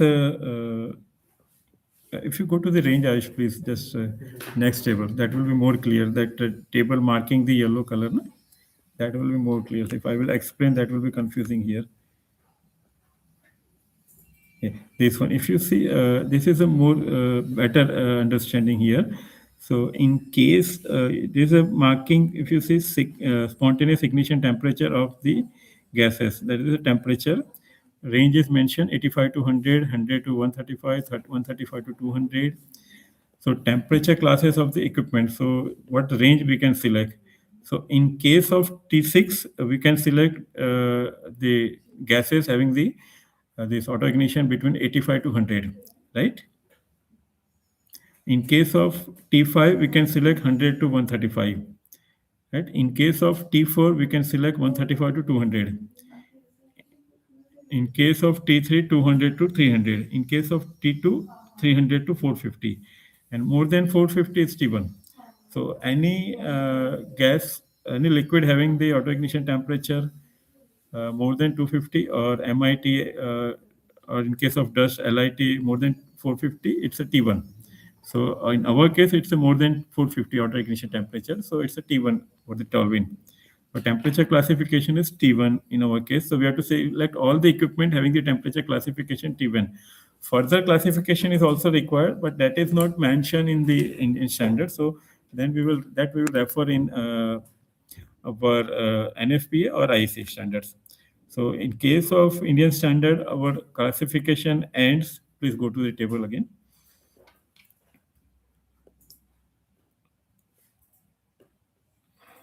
Our classification ends with the hazardous radius and temperature class. So in case of tall-wind, in our case, inside the tank, it's a zone 0 because always present. For the vent, because connected to scrubber, so no classification. And in case of leakage of the tank, as per our figure S7 in the IS-5572 Indian standard, zone 1 around the 3 meter, the tank, and up to the height of the dike wall. And temperature classification is T1 because auto ignition temperature is more than 450. So we have to select the equipment having the temperature class of T1, and that should be installed. If any equipment is required to be installed, the interpretation is like it. Let me just explain again. Say, suppose we want to install any electrical equipment within the 3 meter range of tank. So this should be having the temperature classification T1. That is the first thing. And suppose in the dike wall also, so it should be having a temperature classification T1. There are other classifications are required. We will just discuss in the IEC. So there you can understand, you can use same for the IS also, because what is the fittings like intrinsically safe, explosion proof, that we will just discuss in the IEC. There you can select accordingly, and same can be applicable to IS also. But in the Indian standard, mention things are what is the hazardous area. Suppose around the tank, if you install any pump or any startup switch, so within the 3 meters, so that should be having the temperature classification T1. If you want to avoid that, so you can just install pump or all these things outside the hazardous radius. So you can have the non-proof report here. But technically, in the tank farm area, we should select all the equipment as a flame-proof itself. That is a basic requirement. So same applicable for the pump also. Second example, you should go back to the second example. So pump seal, source of release, that is pump seal. Second is leakages from the flange. Then storage conditions, so temperature, ambient pump, we are operating at the ambient temperature and pressure of 2.5 kg per centimeter square. That is the inside pressure of the pump, pumping the liquid. Nitrogen blanketing, not applicable because we are not doing the nitrogen blanketing. So type of release, of course, a pump seal, hazardous release. Leakages from pump also hazardous. So in both cases, it's a leakage. So we are considering the secondary grade of release here, abnormal conditions. Relative density, of course, leakage from seal may be moderate, but because it's a unfavorable conditions or not normal operating conditions, so we are considering as a secondary release. Relative density is same, ventilation conditions same. So again, section of the guideline is IS-5572 figure H1, where zone 2 is recommended height of the extent of 8 meter, radius of 16 meter, right? 8 meter and 60 meter, height 8 meter, radius 16 meter. In that area, anything you are going to install should be as per the flame proof guidelines or temperature classification. Here is T1 because we are using the tolving having the auto ignition temperature more than 450. Please go to the figure, Aish.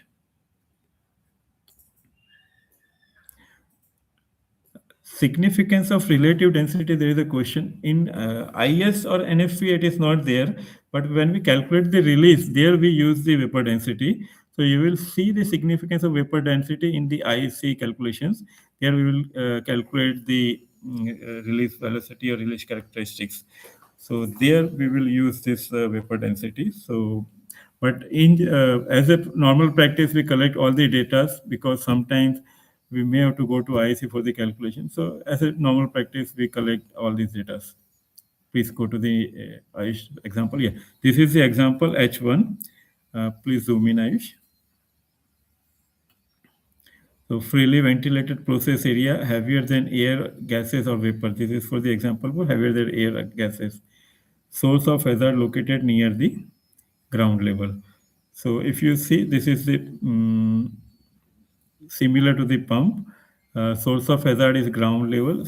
We can say source of hazard one is our mechanical seal failure. Second, maybe the leakage.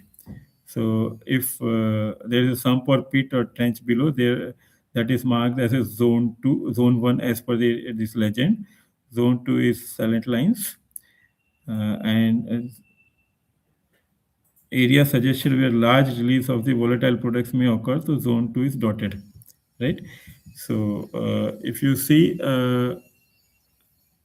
8 meter of the height, then total 16 meter horizontal area of the radius. So that is marked here. So vertical height is 8 meter from the source of release and surrounding 8 plus 8, 16 meter. That is horizontal.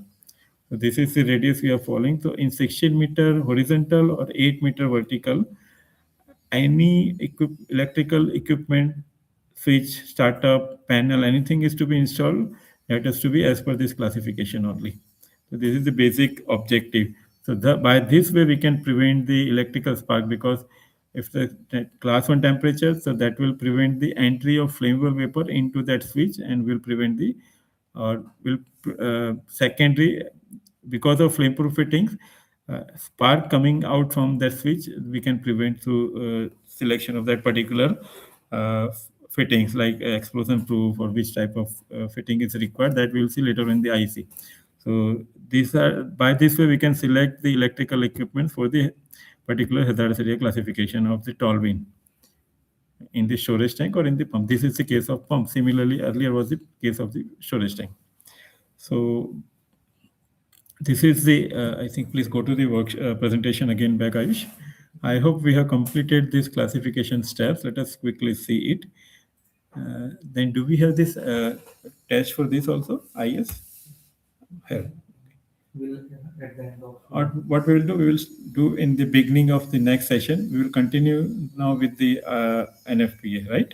So practical test, objective test, MCQ, we will just do after the lunch, that is at 2 o'clock.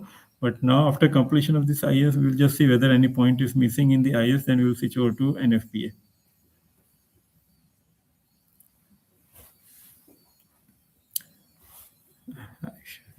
Go to the presentation.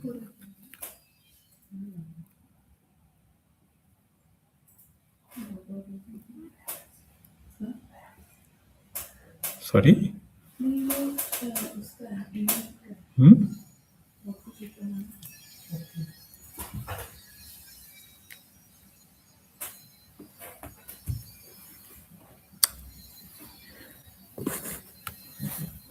So third step already completed is identification of points or source of release in the equipment. Like here in tank, we said vapor space above the liquid, vent and joint leakages.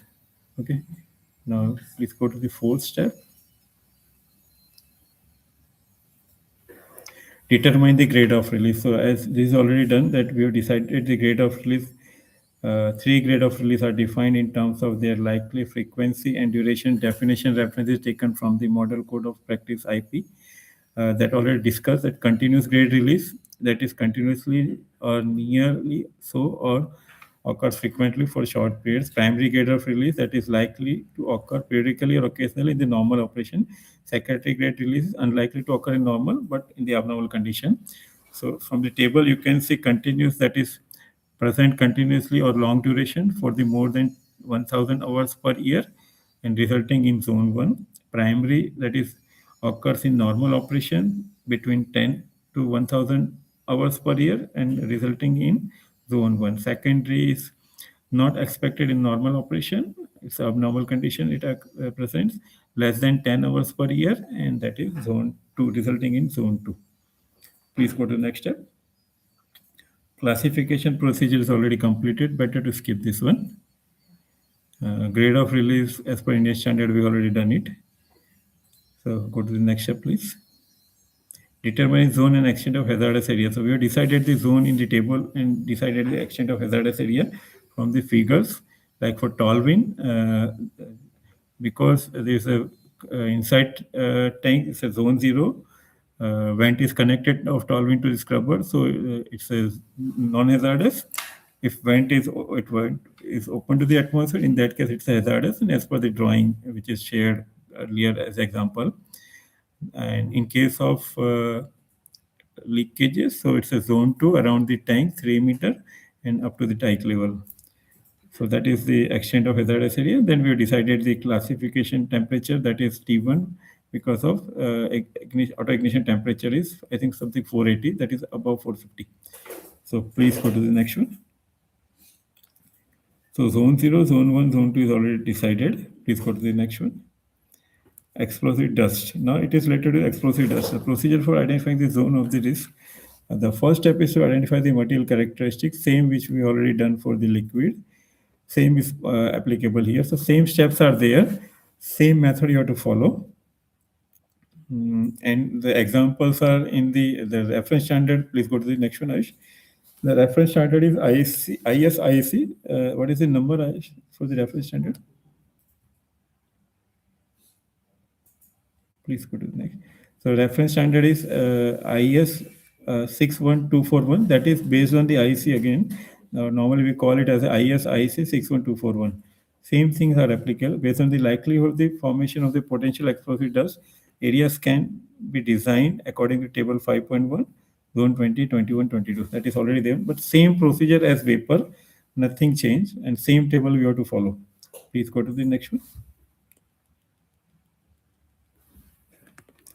Again, classification, continuous presence of dust 20, same primary grade of 21 and secondary grade of release 22. Here I would like to add one point that particle size of dust is also important. In case of IS, particle size is not mentioned, but we have to consider either from NFPA or IEC. As per NFPA, if particle size is less than 470 micron, then it is considered as a combustible dust. And in case of IC, it's a less than 500 microns. So both very near, 470 or 500. It's up to you. You have to select which one. So 500 micron is more, we can say, robust. You can select 500 or you can select 470 if you are given the second priority in the order of precedence, that is NFPA. That is up to you, but of course you have to consider if dust particle are above these micron 500 or 470, so we do not need not to classify. So for the example of pellets, if we are using the pellet, so its size is higher. But of course, during the charging, pellet doesn't means that there is no dust. There is a possibility of dust because of handling of the pellet. So there we can consider. But we have to check as per the handling system or design system that powder is simultaneously existing with the pellets or not. So that you have to check, and based on that you have to decide it. But for explosion, we need particle size 500 or 470 as per the respective guidelines. Please go to the next page. So these are the representation of zone 0, zone 1, zone 2. Zone 1 is grid, zone 2 is inclined lines, and in case of dust, zone 20 is like a square within the squares, many squares within the square. Zone 21 grid, zone 22 vertical lines. Now, this is as per the NFPA. Now, we have completed the Indian standard. We are switching over to the NFPA. So, we will try to finish this NFPA almost before the break, but slight spillover will be taken in the after the lunch sessions, and then we will have the question answer for this IS and NFPA. So just going to these definitions, we will compare definition here of the IS also, Indian standard. So you will have the broader idea about what is the basic difference between the NFP and IS. Someone asked about the 2A, 2B, 2C. So here 1A, 1B, 1C is for the flammable liquid. 2A, 2A, 2B, 2C is for, I think, vapor. So that we'll see later on. So 1A, 1B, 1C. So flammable liquid definition as per NFPA 497. A flash point below 100 degree Fahrenheit. Whether the action of hazardous area classification will differ from, yeah, of course. Because there's a question that whether the hazardous area classification will differ in the different standards, of course. Because guidelines are different. NFPA and IEC, there's NFPA and IS, there's only examples. So standard typical hazardous area classification radius. In case of IEC, we do the calculation. So we can say IEC is more specific. In NFPA and IS, it's we are covering more area than it is actually required in case of maybe in our case, like by the calculation. So NFPA IS more generic and covering more area that may not be required, that we can confirm through the IEC what is the actual hazardous radius is required. But of course, IEC is a longer process. Calculation needs a lot of efforts. So depending upon the understanding, competency of the team, normally companies start referring these guidelines. Normally, if company is in India, they start with the IS and then switch over to IEC. In case of outside the India, if company is there, so they normally follow NFPA and then may switch over to IEC. So ultimate goal should be referring the IEC, but initially you can start with the IS or NFPA. So that will be more easier because calculating as per IEC needs more effort. So better you start with the IS or NFPA.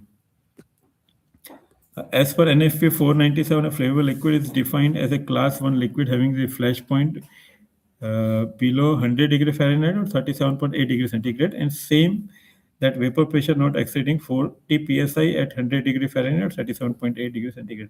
Same definition of IS also, but temperature is varying. In case of temperature, flammable liquids in IS, it's up to the 93 degree centigrade, here 37.8, right?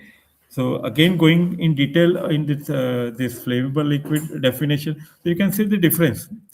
In case of IS, we say up to 93 degree, it's a flammable, but in case of NFPA, only 37.8. So if you don't decide the order of precedence, so you may make a lot of errors in this, or your system may be more stronger or more poorer. So that is why I recommended to decide the order of precedence when you refer the queries. If you not get in your first ref preference, so you have to choose for the second, and that have to be decided before this doing the study. So in case of class 1A, flash point is between 73 to 100 degree Fahrenheit. That is 22.8 to 37.8. In case of 1B, it is liquid with a flash point below 73 and boiling point below 100 degree. That is the class 1A, right? So flash point below 22.8 and boiling point below 37.8. Now 1B is liquid with flash point below 73 degree Fahrenheit or 22.8 degree centigrade and boiling above 100 degree, that is above 37.8. That is the difference. Class 1C liquid with flash point at or above 22.8 but below 73. 100 degree Fahrenheit, that is 37.8. So 1A, that is flash point below 73 degree Fahrenheit and boiling point also below. 1B, flash point below 73 degree Fahrenheit but boiling above. And in case of 1C, flash point above 73 degree centigrade Fahrenheit but below 100 degree, that is below 37.8 degree temperature. So this is a definition comparing your IS, that is classification A is 23 to 65, 0 to 23. B is classification B is 23 to 65 and C is 65 to 93. So that is the basic difference between IS and NFPA. Please go to the next one. So classification of hazardous area S plus NFPA 497 and 499. So 497 is for vapor and 99 is for dust. Now classes material type. Class 1, here again class 1 is for flammable gas or vapor. Class 2 is combustible dust. So one participant had a query that what is class 2A, 2B, 2C. So 2 is related to dust, 1 is related to flammable gas, and 3 is related to ignitable fiber or flying presents. Right? So there are 3 class in NFPA, but there is no class in IS. So that is the basic another difference between IS and NFPA. So class 1 is for flammable gases or vapors. So gases and liquid both is addressed in the class 1, right? Because flammable gas is from the liquefied gas, flammable vapors from the liquids, right? So class 1 is for gases and vapors, class 2 is for combustible dust, and class 3 is for ignitable fibers or flying presents. Now, class 1, division 1, a location where flammable, of course, division 1, division 2 is applicable for all the classes. So, class 1, division 1 is a location where flammable gas or vapor present under normal operating conditions. That is, so what we say is continuous release or primary release, that is a division 1 for NFPA, right? So, continuous or primary release, because division 1 is a flammable gas or vapor and under normal condition, that is division 1 class 1, right? So division 1 is for under normal operating conditions, that is continuous or primary for the Indian standard. So that is occurs frequently due to maintenance, repair or leakage, may be released due to the equipment breakdown or process failure with simultaneous electrical equipment failure that can cause ignition. So it is the division 1. Please go to the next one. Class 1, division to location where flammable gas or vapor present are normally confined within the closed system and released only due to the abnormal condition, that is rupture or breakdown. Abnormal condition here is a rupture and breakdown. In case of Indian standard, that is a primary release we are considering normal condition. Secondary release, that is abnormal conditions, rupture and breakdown, like. So are normally prevented by positive mechanical ventilation, but may become hazardous if ventilation fails. That is another condition. Are adjacent to the division 1 area where vapors may occasionally migrate unless prevented by positive pressure. So if not prevented by positive pressure, that migrates to the nearby areas. So that is the definition of division 2. Please go to the next one.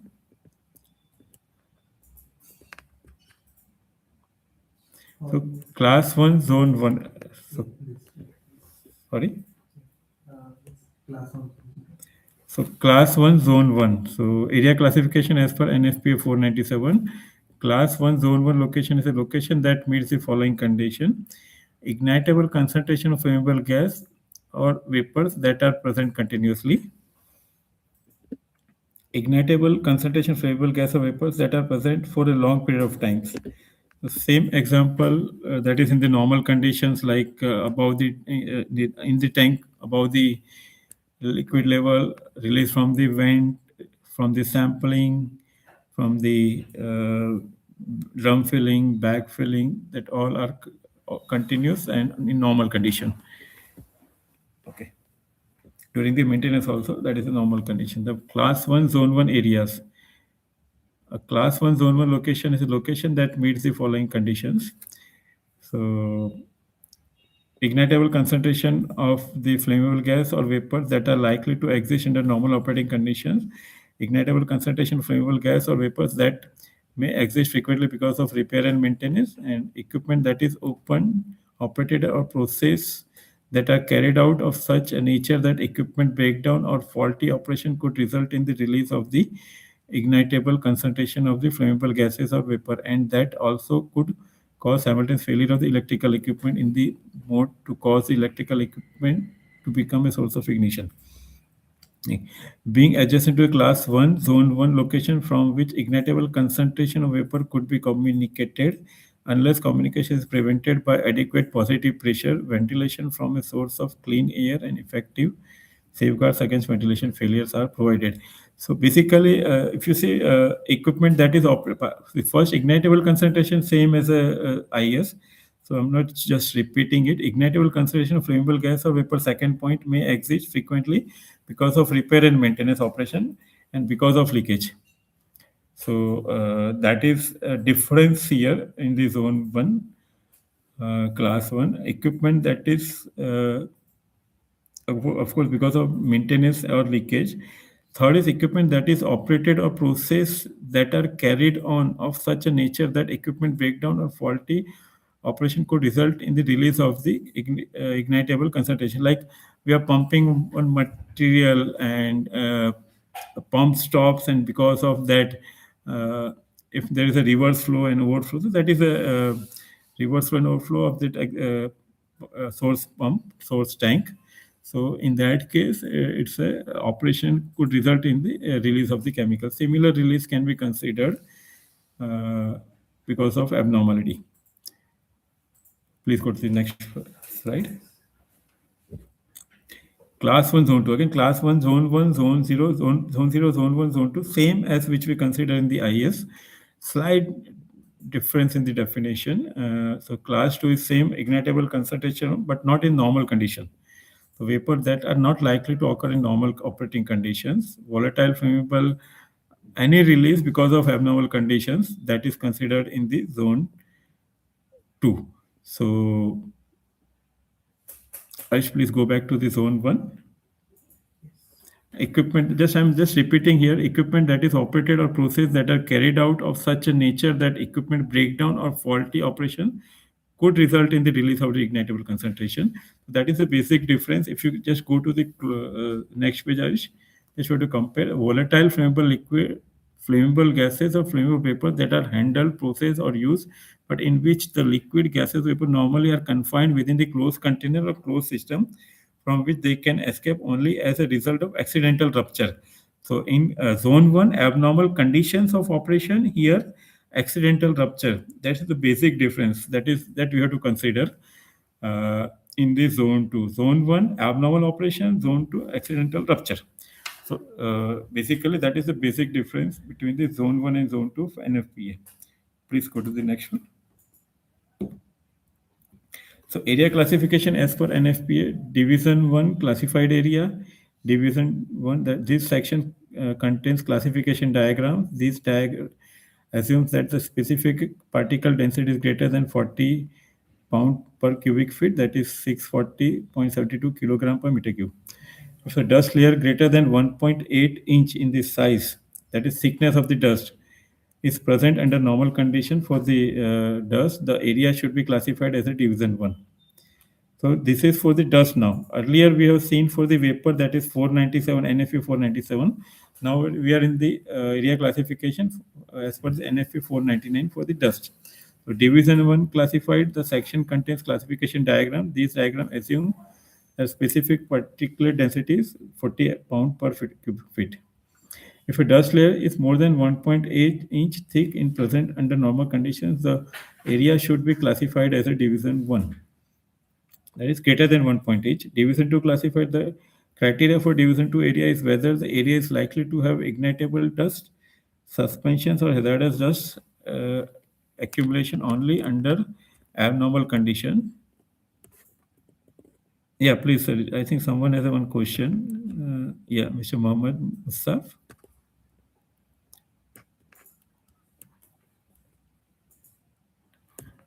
Okay, please write your question so we can respond it. So second is division 2 classified area. The criteria for the division 2 area is whether the area is likely to have ignitable dust, suspension or hazardous dust accumulation only under abnormal condition. That is a division 2. 1 is normal, 2 is abnormal condition. Unclassified area experience has shown that the release of ignitable dust, suspension from some operations and apparatus is so infrequent that classification is not necessary. So these are the basic guideline for dust classification. Please go to, yeah.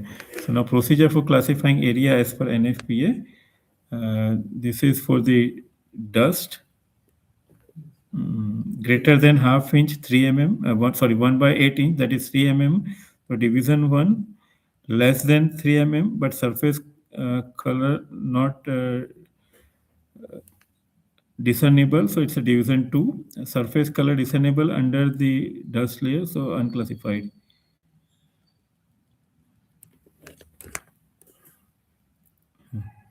Okay. Now area classification as per NFPA. So just quickly we will see it. It is same as we did for the IS, but slight guidelines are different. Do you have the table for this, Harish? No. So table is not available right now. We will share it later on. But same procedure we have to follow, which we followed in the IS. Just quickly, let us refer this area classification because we will have to cover this. This is similar to Indian standards, so we will not spend much time here because IEC is something different, so that will spend more time in the IEC. So just quickly, we will review the procedure. We have the step, prepare characteristic of chemical, like we did for the liquid toluene. Same, we have to make the table for the dust also, characteristics that we will share you. Prepare list of equipments and its representative chemicals. Same we did for the liquids also. Third step is select the classification diagram. Same we did for the NFPA. Similarly, we have to select this most relevant classification diagram available in the NFPA. So I will just share after this step. We have the NFPA, just share for the understanding how the diagrams looks like. Then determine the extent of classified area. From that diagram, we have to see what are the classified area. Then after classification, we have to see minimum ignition temperature, dust layer temperature, layer ignition temperature of the dust, and from that we have to just do the temperature classification like we have selected auto ignition in the toluene. Toluene auto ignition was 490, something 489, more than 450, the classification was T1. Similarly, you have to see the layer ignition temperature, minimum ignition temperature, or dust layer temperature for the temperature classification. Same kind of phenomena. So please go to the next one.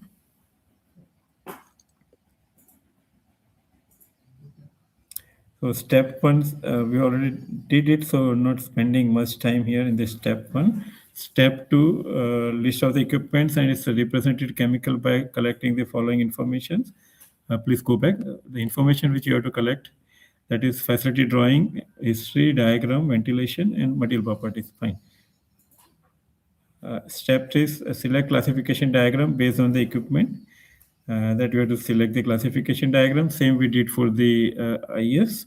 We'll just quickly refer NFPA for these various classification diagrams. Go to the next one.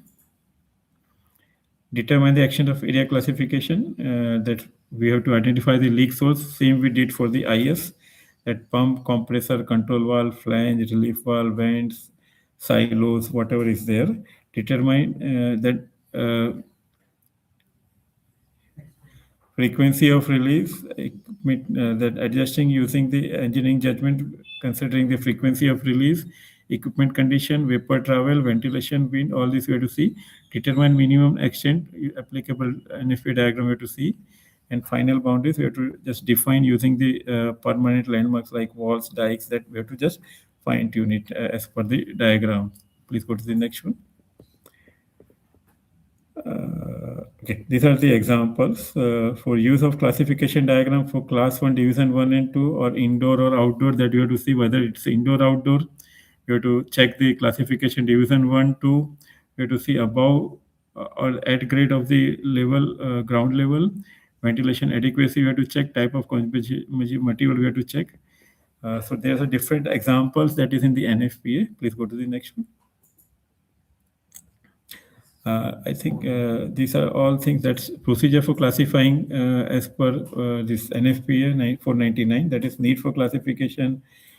Classify area if combustible dust is processed, handled, stored. If no combustible dust hazard, no classification is required.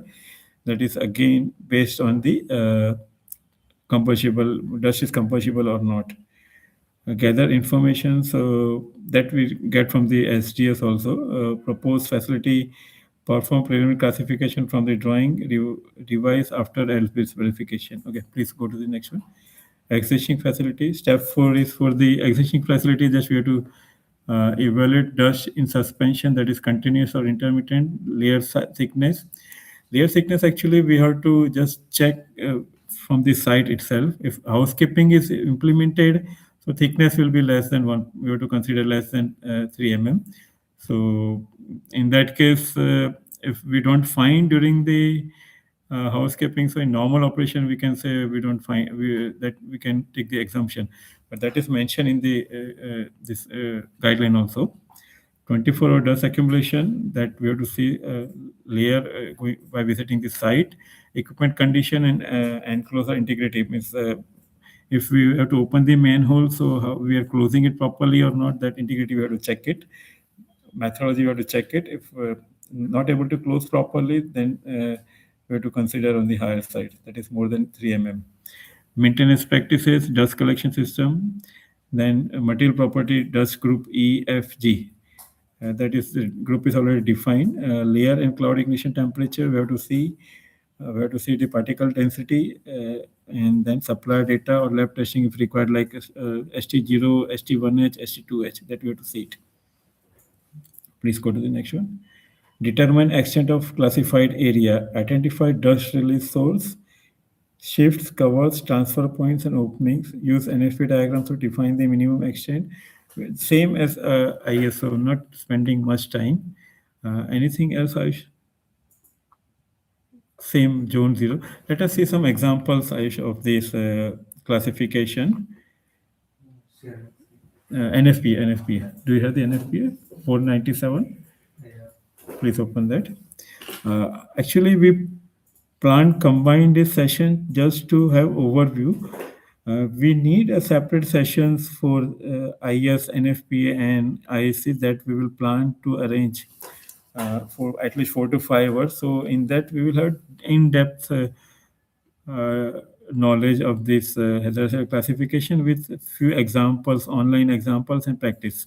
So I think that will help you in understanding in more detail those who are doing the classification or those who are using this for their design and installations. So this is one of the example. Figure 392, leakage source located outdoor. This is for the outdoor and above ground. So we have to see that it's outdoor and above grade. Is it indoor or above grade or below grade? First, we have to just classify these things. So this is related to the outdoor and above grade, right?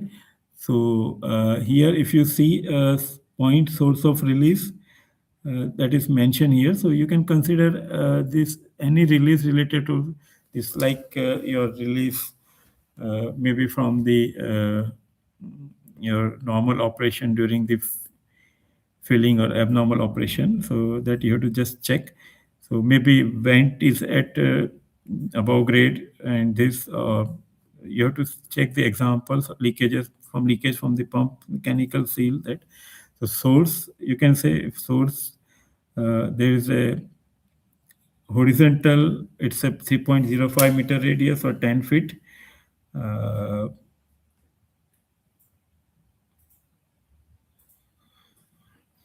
Then vertically 18 inch or 457 meter, that you have to consider the this angle lines, that is zone 2, and zone 1 is basically below grade locations such as sump or trench, that we have to consider zone 1 because of accumulation.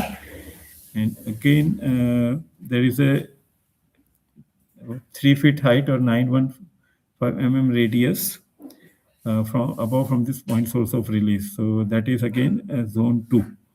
So these are the few examples. One example. Similarly, you just go to the another example, Aish.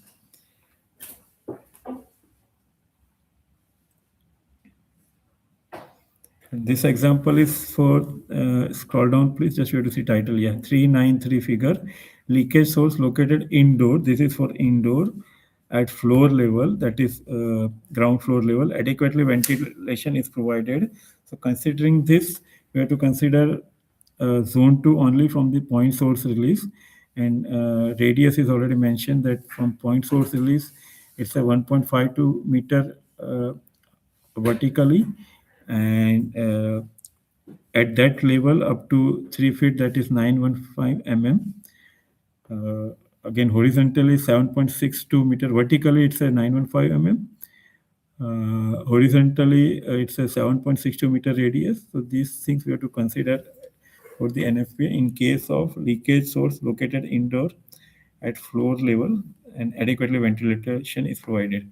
So like this, we have to check your location, that is indoor, outdoor, floor level, above floor, below floor, ground level, ventilation. If it is inside, so adequately ventilated, not adequately ventilated. So this is the way we just do the hazard classification as per NFPA.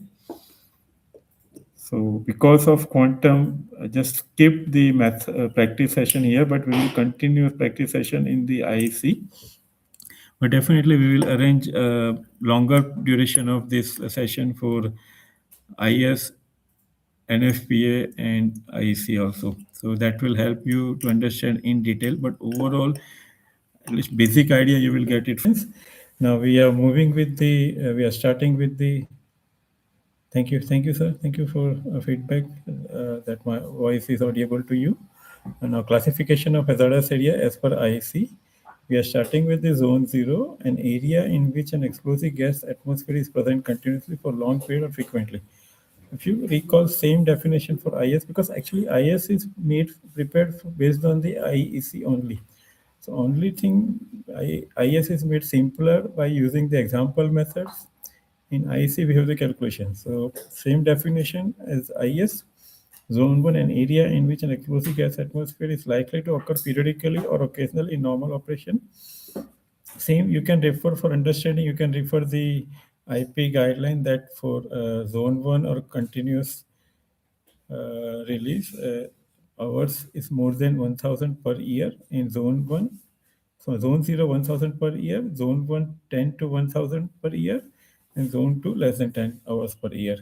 So zone 2 is an area in which an explosive gas atmosphere is not likely to occur in normal operation, but if it does occur, it will exist for a short period only. So it's not normal operation.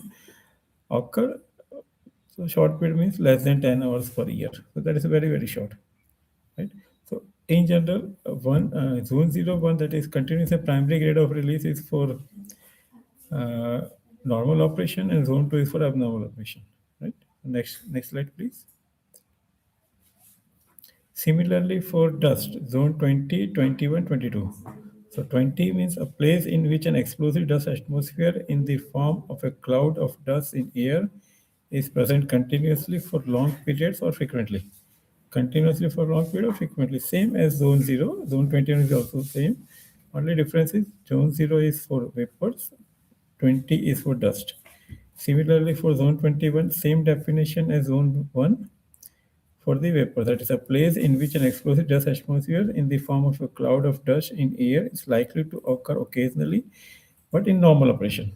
So like zone 0, zone 1 normal operation, similarly zone 2021 is for normal operation. Now, zone 22, an area in which an explosive dust atmosphere in the form of a cloud of combustible dust in air is not likely to occur in normal operation. Same as zone 2 for the vapor is not likely to occur in normal operation, but if it does occur, will persist for a short period only. So normally it is for not it's for abnormal operation, zone 22 or zone 2, right? So these are the definitions which is similar to IS. Please go to the next page. So chapter 9, area classification as per IC. So we are directly just going to area classification method. Basically, all the basic understanding is already addressed in the IS and NFPA. The same definition, same concept is applicable here. Calculation, we will see a calculation and some definition which is specific for IEC. So please go to the next page. Procedure for classifying area as per IEC. So guideline for gas and vapor is IEC 60079-10-1. 60079-10-1. Actually, this 10-1 to 10-20, this is purely for the vapors and instrumentations related to hazardous area and similar things. So basically, there are total 20 guidelines of IEC with the number 60079. The procedure of HSE involves following steps. That is, the first step is identify source of release. Same procedure as we did for this as per IS or NFPA. Determine grade of release is similar. Determine release rate from step 3 calculation introduced. So here from step 3 there is a change in the IEC. So step 1 and 2 same as IS, almost similar to NFPA, because identifying source of release in IS and NFPA almost similar. Determining the grade of release almost similar. Then zone, there is some difference, like division concept is introduced in NFPA. So third step is determining release rate. Here calculation is introduced. So it's a more accurate and more perfect. Fourth is assess ventilation dilution. So some participant had a question that what is the impact of ventilation and dilution in the hazardous area classification. So if we talk about IS and NFPA, of course, impact is there. So there is an impact of the ventilation, but that is through the example methods only. But in IEC, we have the calculations through the graph that confirms the quality of ventilation, fair, good, that or dilutions also. So that step is additional, so that we will see how we have to do it. Then determine zone type. Based on the tables and graphs, we will just find out the zone type also. And from tables and graph, we will just conclude the extent of zone. So, okay, thank you. So next is the procedure for classifying areas as per IEC. First step. So here we are discussing about 60079 standard 10-1, that is for gas and vapor. The procedure of HSE involves following steps. Step 1, identifying source of release. Right. So point where flammable gas vapor may release, as we have seen in the IS also. Suppose in case of, we have taken the two examples. One is related to storage tank of flammable liquid and transferring pump of the flammable liquid. So point where flammable gas or vapor may release. So in case of storage tank, we consider the liquid level. From there, continuous release of vapors in the vapor atmosphere of the tank, that is through the because of flash point. So that was a one continuous release. Second release was through the vent. So in our example, actually vent was connected to scrubber, so that was a non-hazardous. Otherwise, we consider it as a hazardous in case of flammable chemical storage. Then leakage of the tanks. That was there are the three source of release we considered in the IS. Similarly, in case of pump scenario, so leakage was considered from the mechanical seal and pump flanges, gaskets, and bodies. So these were the two scenarios we considered. So coming back to the IEC, step one, identify source of release, point where flammable gas vapor may be released, pump compressors, valves, flanges, fittings, seals, vent drains, and relief valves, Pete sump once. These are the few examples which we considered already in the source of release, right? For now, step to determine the grade of release. Right, so continuous grade, we have taken we have the three grade of release: continuous, primary, and secondary. So starting with the continuous grade of release, the surface of flammable liquid in a fixed roof tank is provided with the permanent vent to the atmosphere. So surface of the flammable liquid in a fixed roof tank that is provided with a permanent vent to the atmosphere. The surface of the flammable liquid that is continuously open to the atmosphere or open for the long periods. So if we see this example, so here liquid is stored in the vessel, flammable liquid. So surface of the flammable liquid is continuously open to the vapor, this vapor phase of the tank. So it's a continuous grade of release. Permanent vent to the atmosphere. So again, in case of flammable vent, flammable storage tank, vent is connected to the atmosphere. So vent, that is here. If we say if we just refer the IP, the release is for more than 1,000 hours per year. That is 3.3 hours per day approximately. So like transferring operation mainly, because it's a if a flash point is just at the ambient temperature and we are handling at the ambient temperature, so there will not be much release. But if flash point is lesser, of course, there is a continuous release. So based on the properties of chemical, vent also can be continuous release, but normally we consider it's a zone one, that is a primary release. So surface which is vapor phase just above the liquid surface of the storage tank, this flammable liquid, it's a continuous release. Okay, same as IS. Next, please go to the next one. Yeah, now it's a primary release. The primary release is seals of the pump, compressor, or valves where release of a flammable substance is expected during normal operation. So it's during normal operation. Water drainage points on vessels containing the flammable gases or liquids that may release flammable substance into atmosphere while draining water during normal operation. So if there is a water drain point like knockout drum, if there is a water drain point and similar drums, we are draining the water and there is a possibility of flammable gas coming along with, or flammable gas in contact with this water is in contact with the flammable gas. So in that case, during the draining, there is a possibility that vapors may come out. So it's a normal operation. Sample points that are expected to release flammable substance into atmosphere during the normal operation. So sample points where there is a possibility of flammable gas release during the sampling. Relief valve vents and other openings that are expected to release flammable substance into atmosphere during normal operation.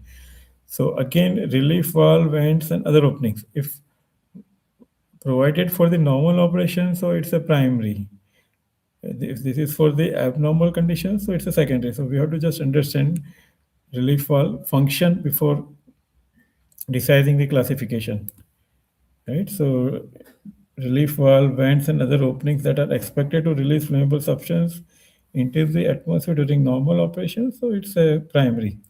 Similarly, if we see secondary and last point of the secondary, so relief valve, vents, and other openings that are not expected to release flammable substance into atmosphere during normal operation, so we have to consider secondary. So secondary release starts from seal of the pumps, compressor and valves, where release of a flammable substance during normal operation of the equipment is not expected. The same thing in the primary gate, if seals, pumps, and compressors expected to release during normal operation, the primary. If not expected to release in the normal operation, in secondary. Secondary example is flange connections and pipe fittings, where release of a flammable substance is not expected during normal operation. Third is sample point that are not expected to release the flammable substance during normal operation. So anything is in normal operation, so it's a primary, but not expected to be in the normal operation, then secondary. So basically, say in case for the primary, say for the example of pump, if we are handling the slurry, so there is always possibility of the contamination in the seal. So that will be during the normal operations only. Similar examples just we have to see. So basically, we have to check, see either it's a normal or abnormal condition. Based on that, we have to define the grades of primary or secondary. Next slide, please. Procedure for classifying areas, IEC. That is step 3, determine release rate. So Annexure B of IEC 60079-10-1 provides the calculation method for evaluating a source of release based on its form of release.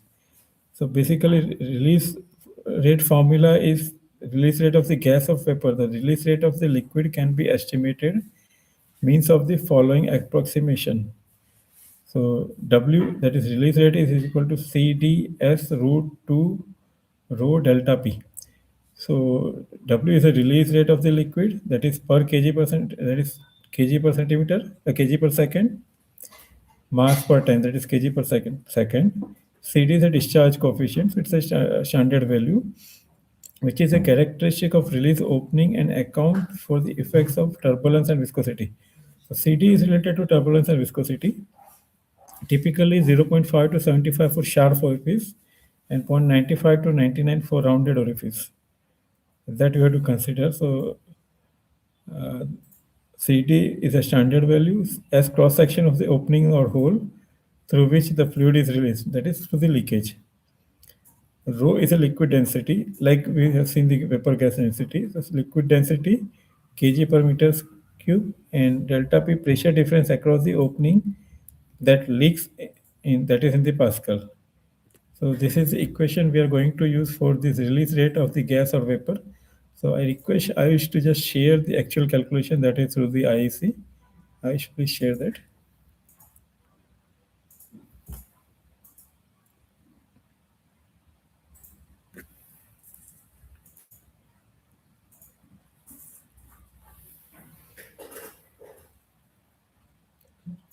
Basically, sample problem. That is from the IEC, no? Yeah, I see. Huh? Yes. Okay. So can you zoom in or should I have to convert into full screen? Visible. Yeah, now it is visible. So there is one example already given in this book also. Then we will share the sheets also and all the methods of recording. But first, let us see this example. Then we'll switch over to sheet.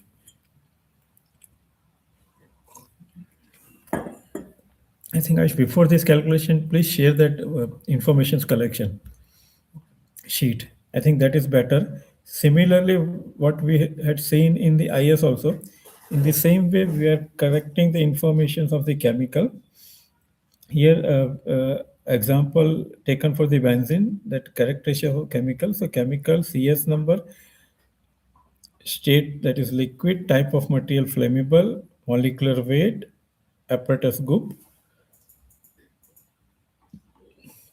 So benzene is a 2A, that already someone asked in the previous session, that what is 2A, 2B, 2C. So remarks as per MSDS. If there are any specific properties mentioned in the MSDS, so we have to write it here. Flammable, yes. The flash point of benzene is -11. Mixer maximum temperature. This is actually for the reaction. There is this benzene is considered in one of the mixer in which few other chemicals are added. So representative chemical we have considered the benzene because it has the worst case scenario of minimum flash point. So mixer maximum temperature at which material is added in the mixture. So at which benzene and other materials are added. So that was not available, so not written. MIE value of benzene is 0.2 millijoule. Auto ignition temperature of benzene is 498. So here 498 means more than 450. So it's a classification is T1. Flammable limits by volume 1.2. Normally for the temperature classification, some company follows the we can say uniform rule that if they are using lowest chemical with T4 classification, so they use all the electrical equipment as for T4 classification. They don't go individually for T1, T2, T3, T4. So it is easy for them to maintain the inventory also and do the maintenance also. So these are the philosophies people, some companies follow.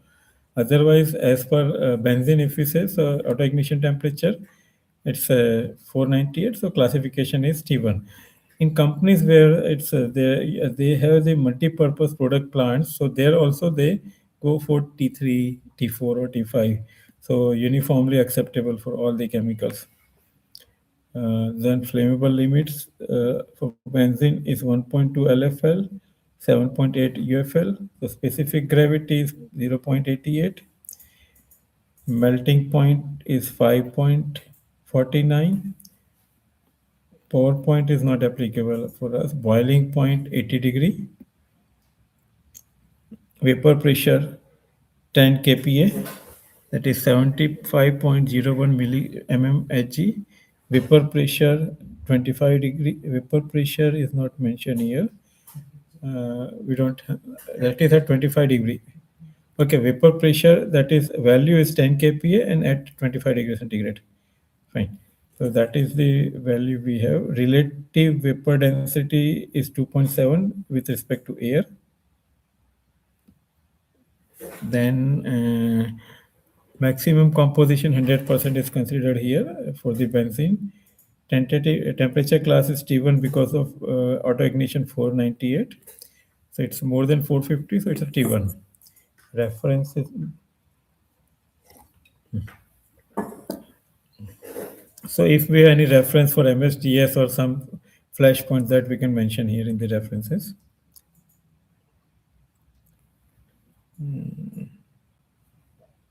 Okay. So this is the basically first part. So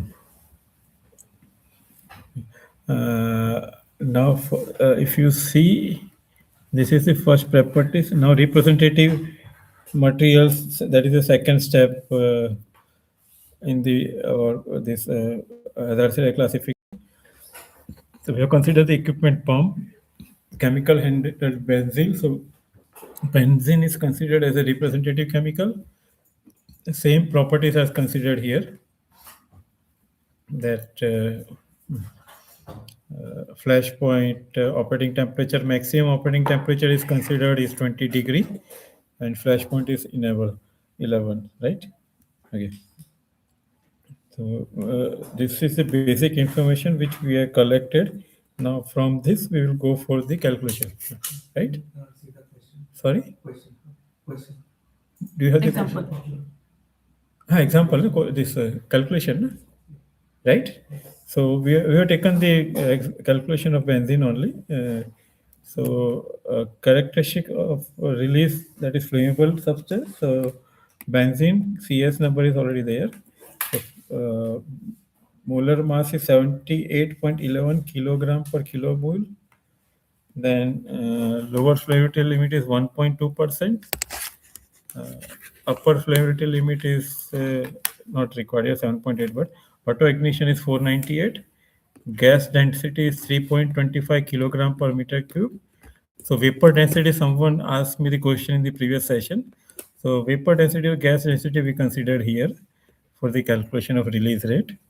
So 3.25 kilogram per meter cube calculated at ambient conditions. Gas density indicates the curve that should be applied from the chart in the figure D1. Okay, that's the reference which we have. So that figure D1 we will see it later on. The source of release SR is through the mechanical seal. We have the pump, so we are considering pump, and source of release is mechanical seal. Grade of release is secondary, as we said that it is not a normal condition. There is no leakage because it's a benzene, so we cannot expect the leakage from the pump mechanical seal, otherwise lead to the flammable atmosphere. So grade of release is secondary, leakage due to the seal rupture.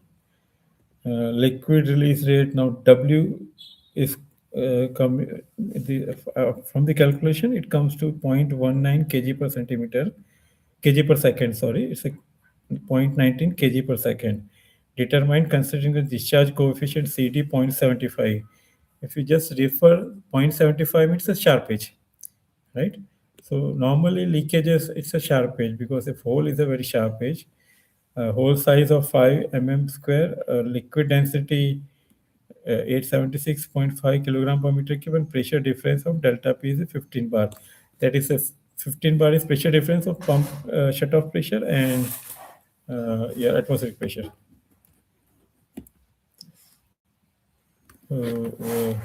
Now, Avish, please go to the calculation sheet so you can explain it easily. Please explain it, Avish.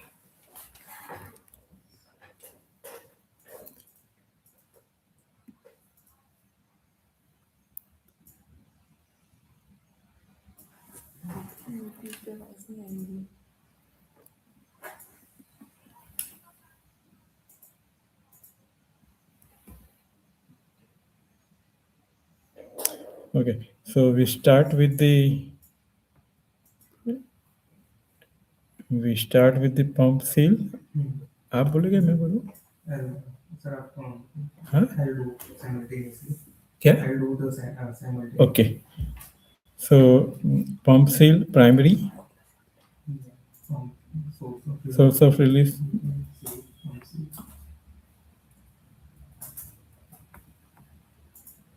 Then grade of release, we get secondary. So grade of release is we can say it's a secondary because it's a not in normal operating conditions. Process material is benzene. So coefficient of discharge we have considered it's a 0.75, no? Yes. 0.75 because it's a sharp orifice. It's a sharp edge because leak of 5 is very small and that is sharp edge. Hole size we have considered 5 per square, right? Yes. Yeah. So liquid density of benzene is 876.5 kilogram per meter cube. Gas density again kilogram per meter cube. That is 2. Is it a 2 or 1.7? Yes. 3.25. Sorry? 3.25. 3.25. Okay. So gas density of benzene is 3.25. Pressure difference is considered 16 bar here, right? Or 15? 15? 15 bar.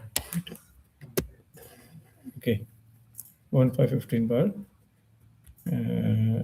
Then now multiplication of 2 into liquid density into pressure difference, that is 2 into 870 points. Where is the liquid density? Pressure difference 2 into L 11 into, where is the liquid density?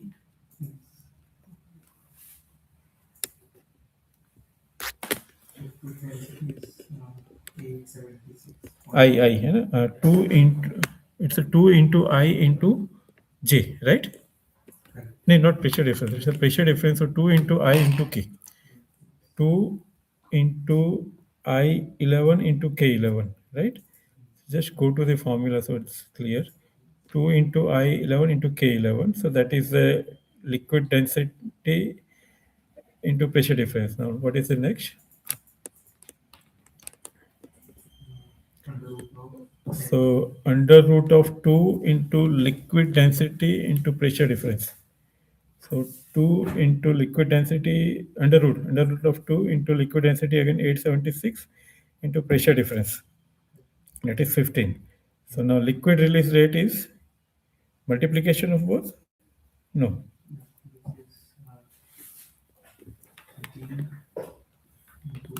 So G11, H11, M11. which is coefficient of discharge. But Aish, can you write down the formula in the so just below so that can be understood?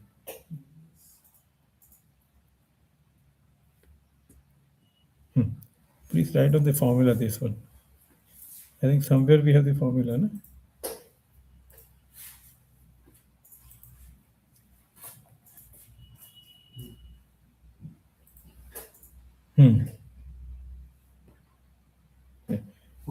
ये copy हो सकता है वहाँ पे, तो कर लो please, copy there.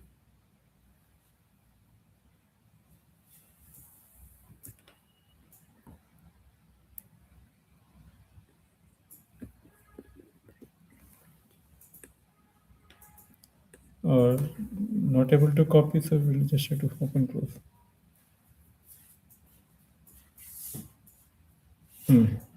Right, perfect. So it's a release rate is equal to CD, that is a coefficient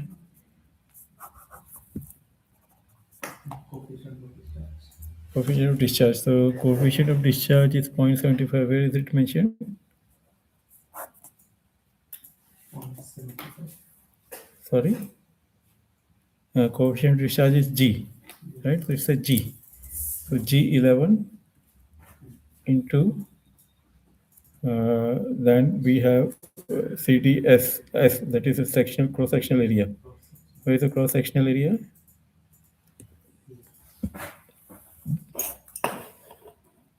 Whole size 5 mm, right? So pi r square, no?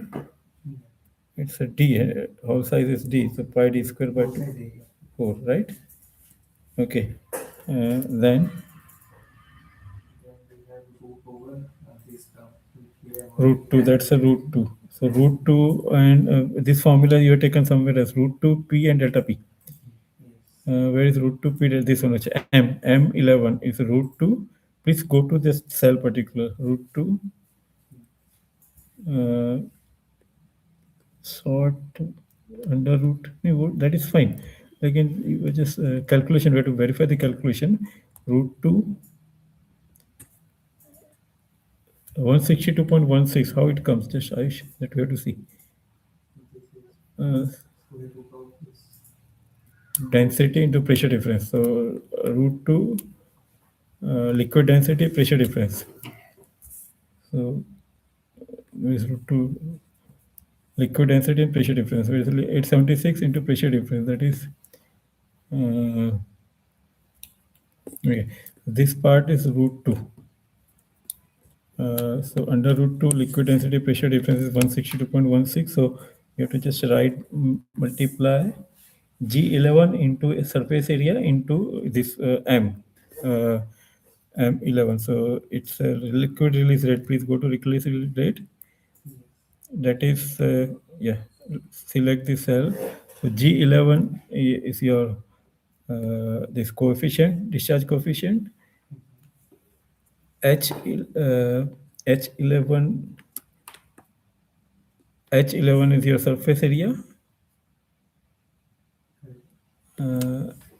M11 is your root 2 liquid density and pressure density difference, right? So surface area you have considered 0.0032.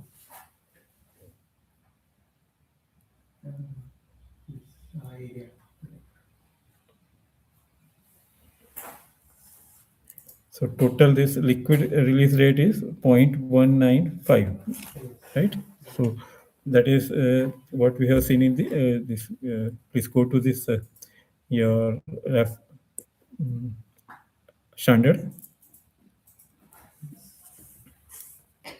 Liquid release rate is 0.195, right? So liquid release rate is 0.195. Now gas release rate is WG.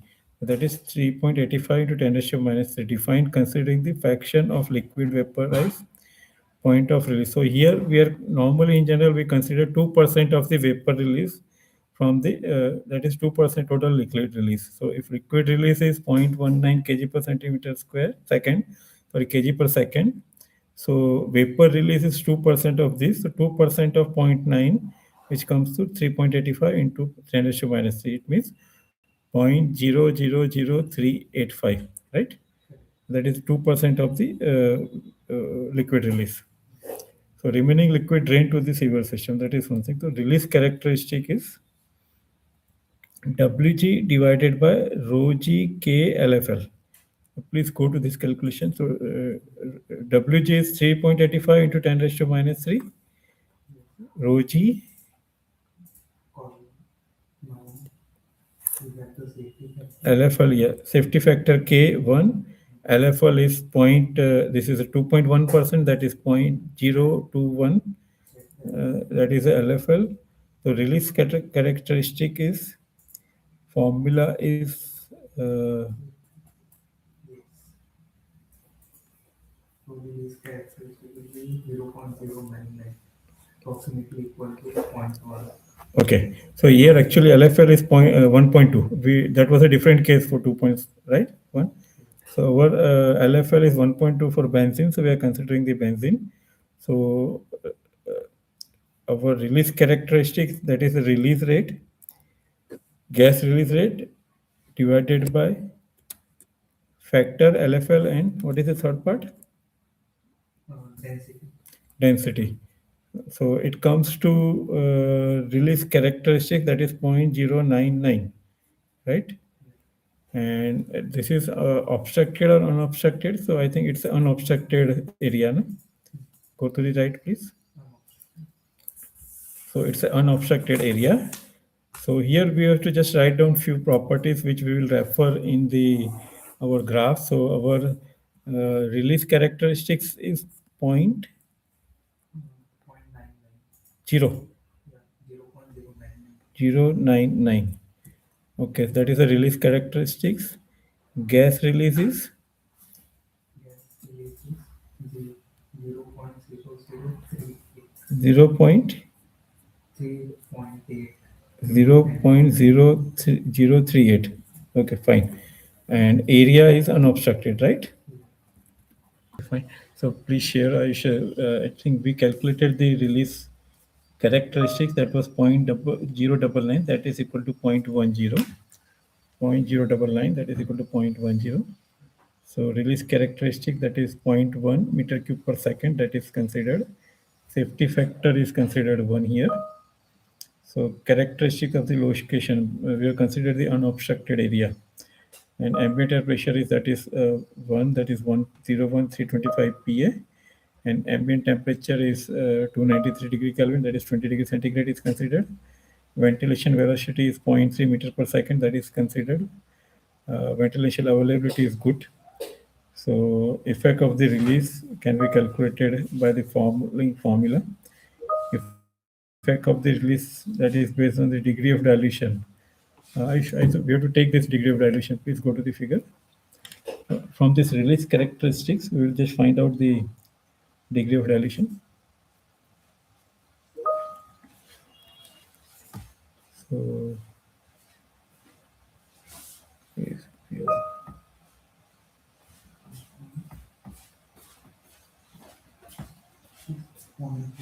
Just to show them.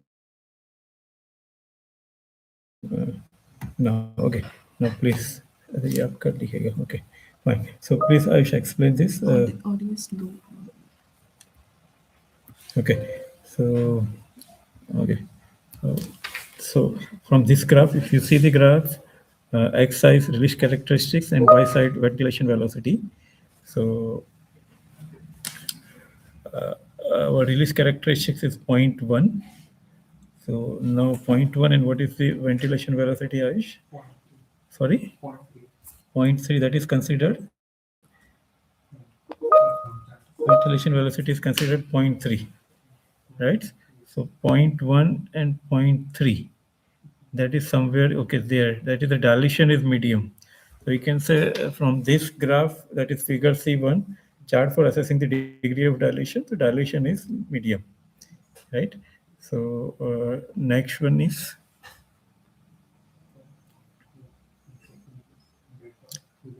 dilution is medium. Okay, somewhere here. Okay. So from dilution, degree of dilution, next step we have to find out. Please go to the next step.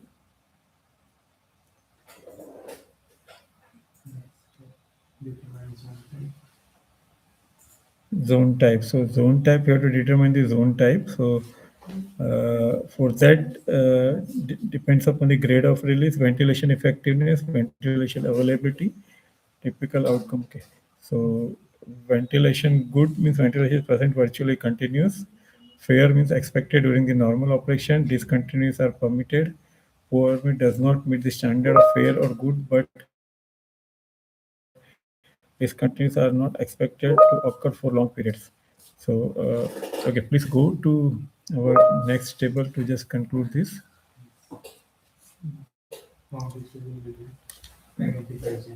Okay, so we first we have the results, that is degree of dilution is medium, right? So degree of dilution we have to consider the medium. So first is high dilution. If you see the table, left side grade of release, that is continuous primary and secondary. Bottom side we have some remarks that we will see later on. Then effectiveness of ventilation. So high dilution, medium dilution, low dilution. From the previous table, we found that degree of dilution is medium, right? I think better you go back again how we arrived to the degree of dilution. What are the assumptions we have taken? Let us repeat first. Then we will come back again here.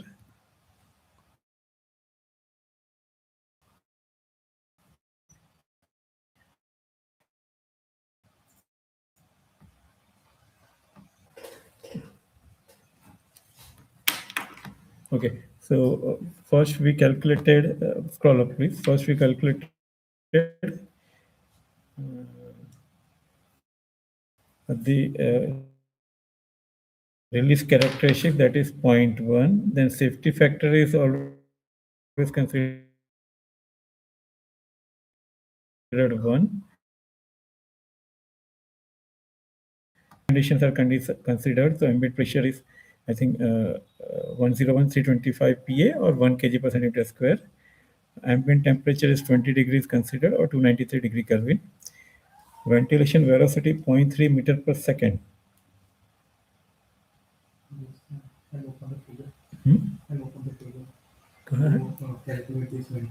कहाँ पे वो please share that one.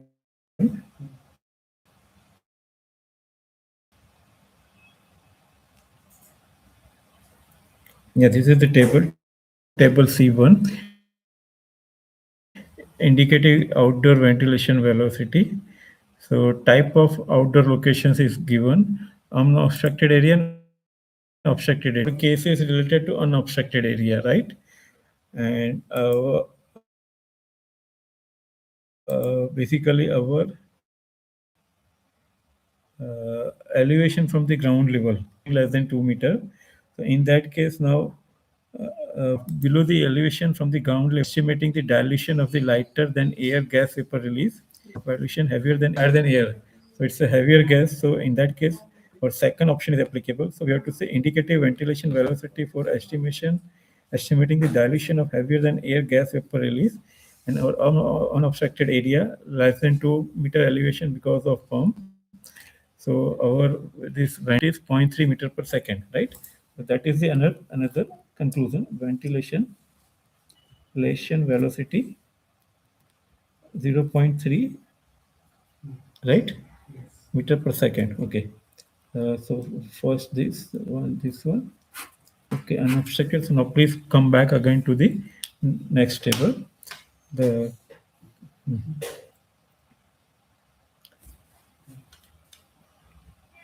Now we have calculated ventilation velocity and release characteristic. So ventilation velocity, release characteristic. So release characteristic is 0.1. Ventilation velocity is 0.3. So somewhere in the point in the red, this red circle. So this is dilution is medium. So in our case, dilution comes to the medium, right? So dilution is medium. Okay, fine. Next one.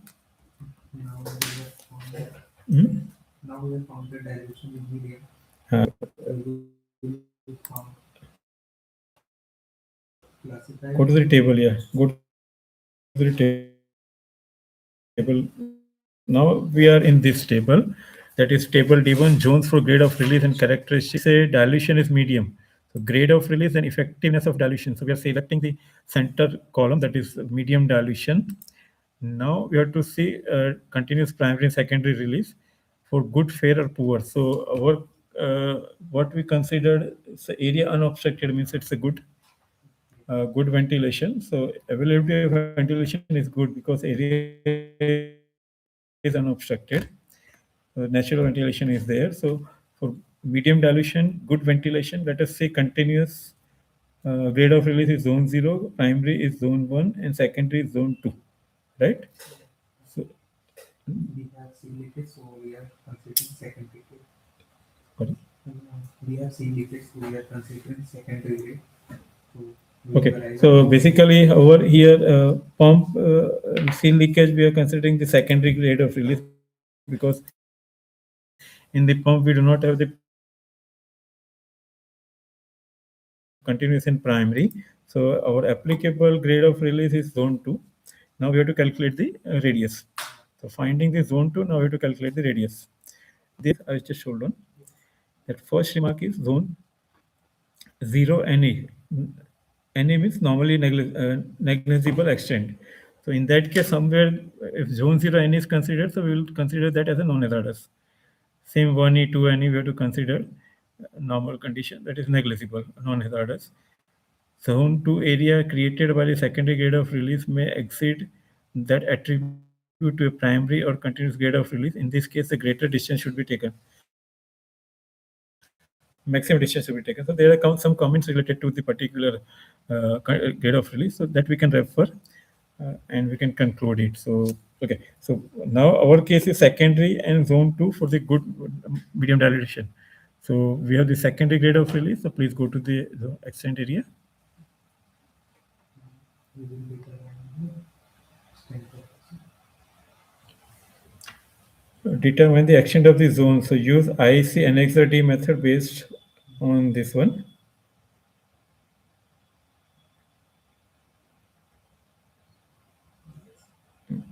from this graph. We will Just hold on. So hazardous area, that is a figure E2. Here release characteristics there and hazardous distance. So if you recall our release characteristic, that is 0.099, that is point 1. If you take the point 1, we have the 3 lines. So significance of these 3 lines, I scroll up please.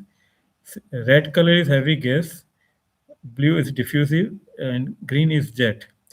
So our is a liquid, not heavy gas. So we will consider diffusive or jet, right? heavy gas. We will consider heavy gas. Okay, our release is a gas because that's a heavy gas. So diffusive and jet is mainly related to the liquid release.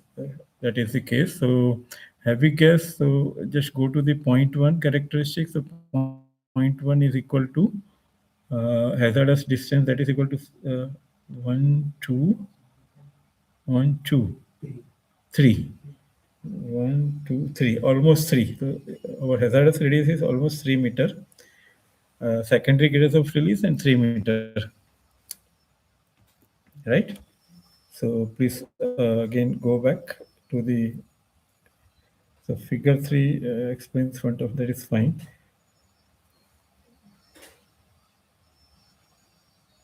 Okay, so I think that is just go to the table and just we explain how we write it. Please go back to the table.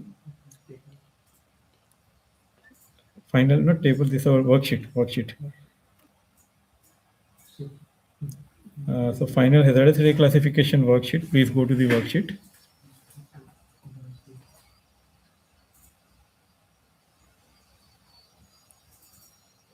Yes. Worksheet then ये worksheet में हमारा next क्या okay यहाँ पे then we have the pump tag number, representative chemical, type of equipment, source of release, pump seal, grade of release secondary. Go to the right, please. Liquid release rate. Then gas release rate.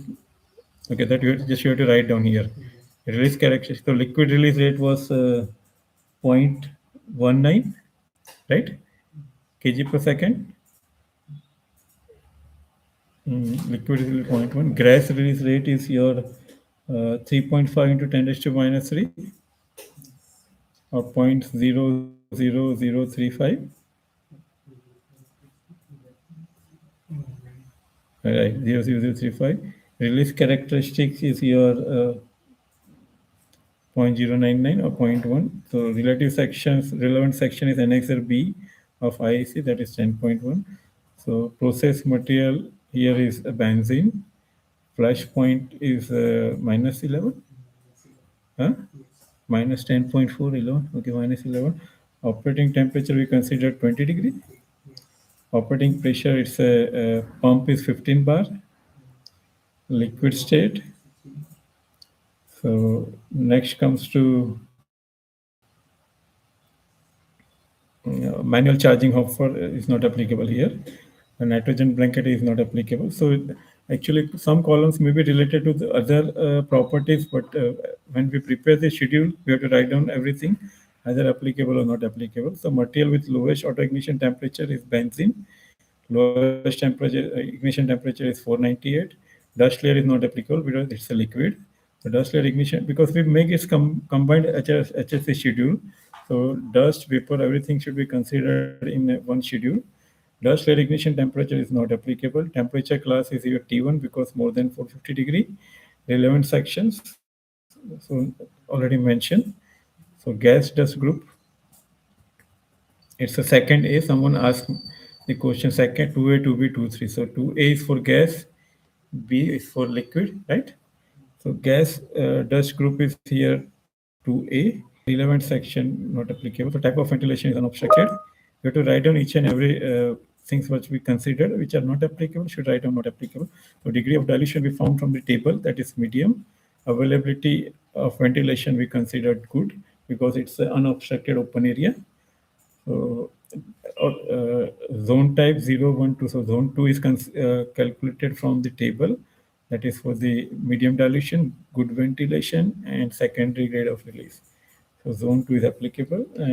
And go to the right. So hazardous area classification, horizontally we have 3 meter.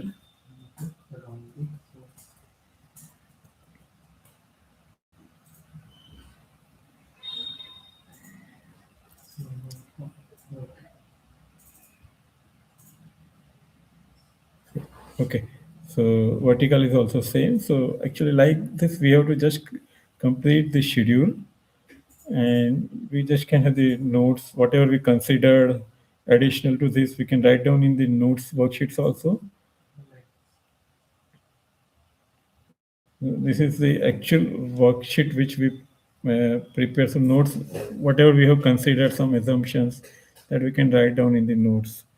So that is also important because complete sheet, whenever you have to prepare this report, no, so sheet which should include, please go from this first. So if you see all sheets, so that is a complete final hazardous area classification report. Please start from the first sheet. First, scroll left, extreme left. There is a title. Okay, so you missed that main sheet. Okay, so appendix A is for the liquid characteristics of the chemicals and representative chemicals. So it includes the liquid and solid both. Okay, second is the representative materials analysis for that equipment. Then third is HSE schedule. Fourth is note and your references, right? Fine. So this is a complete report. Normally we have to prepare and then Word format reports. The calculation also we have to share with the clients so that they can refer the calculations. These are the few assumptions which already made during, we can, whatever assumptions we consider, we can write in the assumption called worksheet. So this is the way we normally do the hazardous area classification as per IEC. Ayush, can you just share the marking of that? So now I will share one sample marking for the hazardous area classification. Then we will have some pending points. We will see it.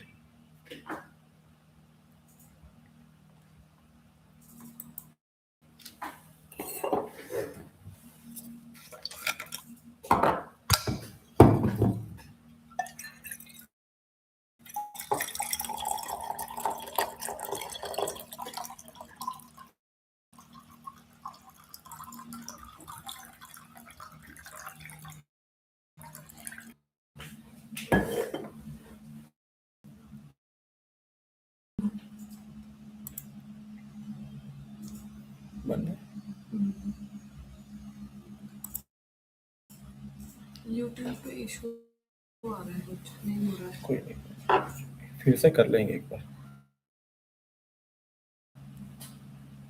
मैं भी record करके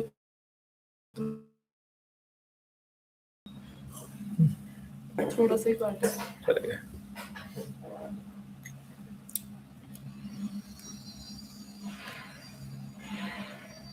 नहीं हो रहा है।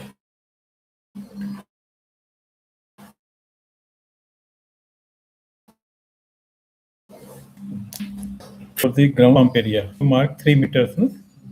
Okay, from the pump. So, okay, you mark the source of release here. Okay, now you're taking the 3 meter and just making the circle around the 3 meter. Okay, so this is the circle around the 3 meter. Center is the source of release, and then you have to mark it as a secondary grade of release, right? So already grade of release is already you have input in the AutoCAD. Okay, right. Now you are marking.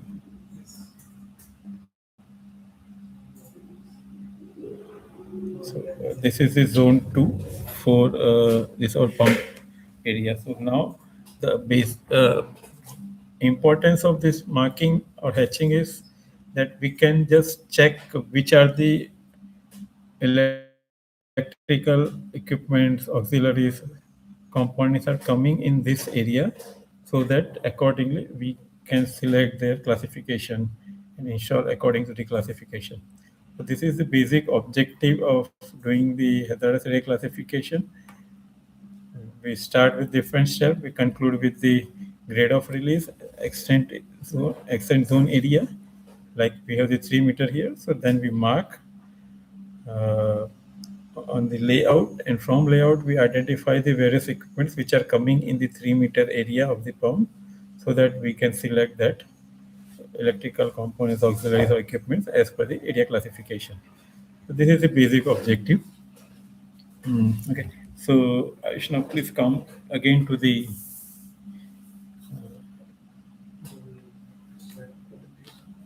hmm?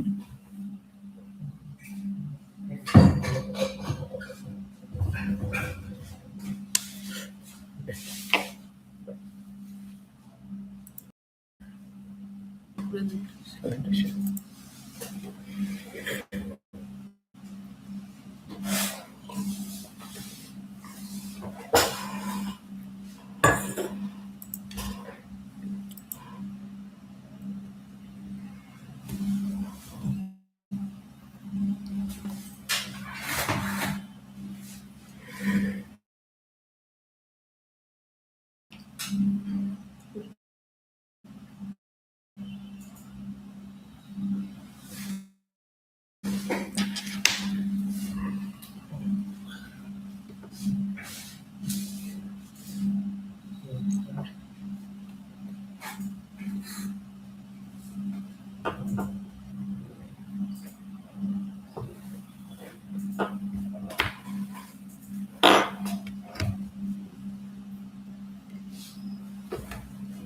ये हो गया. Now please go to the next one. This is already completed. Now please go, Aish, for some images to explain that. Okay, this is for the procedure for classifying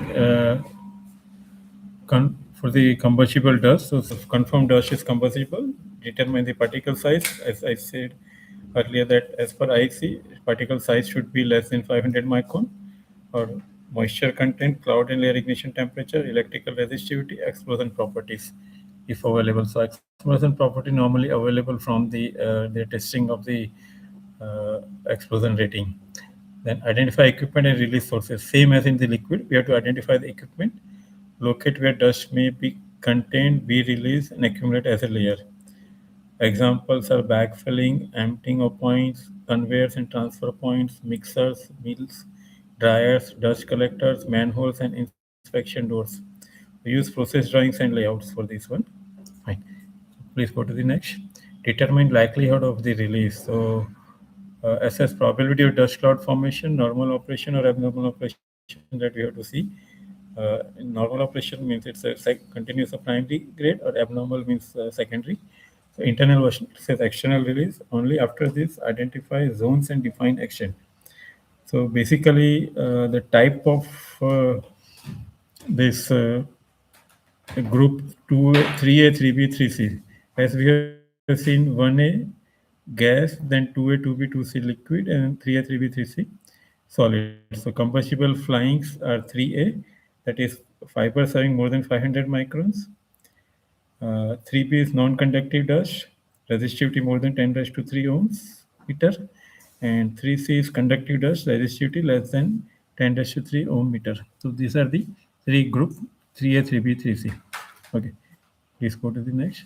Grade of release we have already seen, continuous, that is again same, frequent or long duration, primary again normal operation, again continuous, primary also in normal operation, periodic, and secondary infrequent, short duration, and abnormal conditions. So catastrophic failures we do not consider, as already discussed, that this is related to the QRA. So typically continuous zone is 0, zone 20, primary zone 21, secondary zone 22. So zone identification, first zone determined based on the grade of release, dust containment, that is positive or negative pressure, particle size, dust extraction effectiveness, and transport velocity and fall height. These are the few consideration. So few of the example of combustible dust, that is agriculture, that is flours, sugar, starch.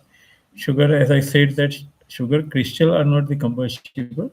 Of course, material is combustible, but sugar powder having the size less than 500 micron is more prone for this. So carbonious like coal, charcoal, soot, chemical, sulfur, lactose, adipic acid, metal, aluminum, magnesium, zinc, carbon, plastic, polythene, phenolic resins, all these are considered for the this possible combustible dust. Please go to the next. So selection of electrical equipment, that is explosion protection type. Common protection methods are flame proof, intrinsic safety, non-sparking, and intrinsic safety basically. So this is purely based on the enclosures. So enclosures which sends internal explosion and prevents the flame propagation. That is for the flame proof. Normally we in general use the flame proof, but specific requirements are there that we consider. So increase safety in the design to prevent sparks and excessive temperature inside this. In case of non-sparking, no ignition source in normal operation, that is a non-sparking. XI, that is intrinsic safe. XE, that is increased safety, and XI is intrinsic safety. So XI energy limited below ignition level. So that is the basic design of that particular motors or electrical components, that energy limited below ignition level. So below MI we design that, so that are more safe, intrinsic safety.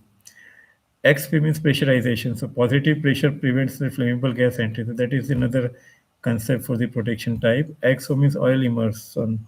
So live parts immerse in the oil to prevent the ignition. So that is also one part. If it is in the oil, so means it is above this immerse completely in the oil, so no probability of the exposure. So XQ is a powder sand field. So live parts embedded in the powder to prevent the ignition. XS special protection, that is certified special design protection, which is as per the requirement of the design and specifically designed for that particular activity. So please go to the next. Procedure for classifying area. So zone representation, zone 0, 1, 2, same in zone 0 as per IC. Many circles in line perpendicular to each other and in the square. Then cross grid lines in zone 1. This is another this with angle lines in zone 2. Zone 20, small squares in the complete one square. 21 grid, 22 vertical lines.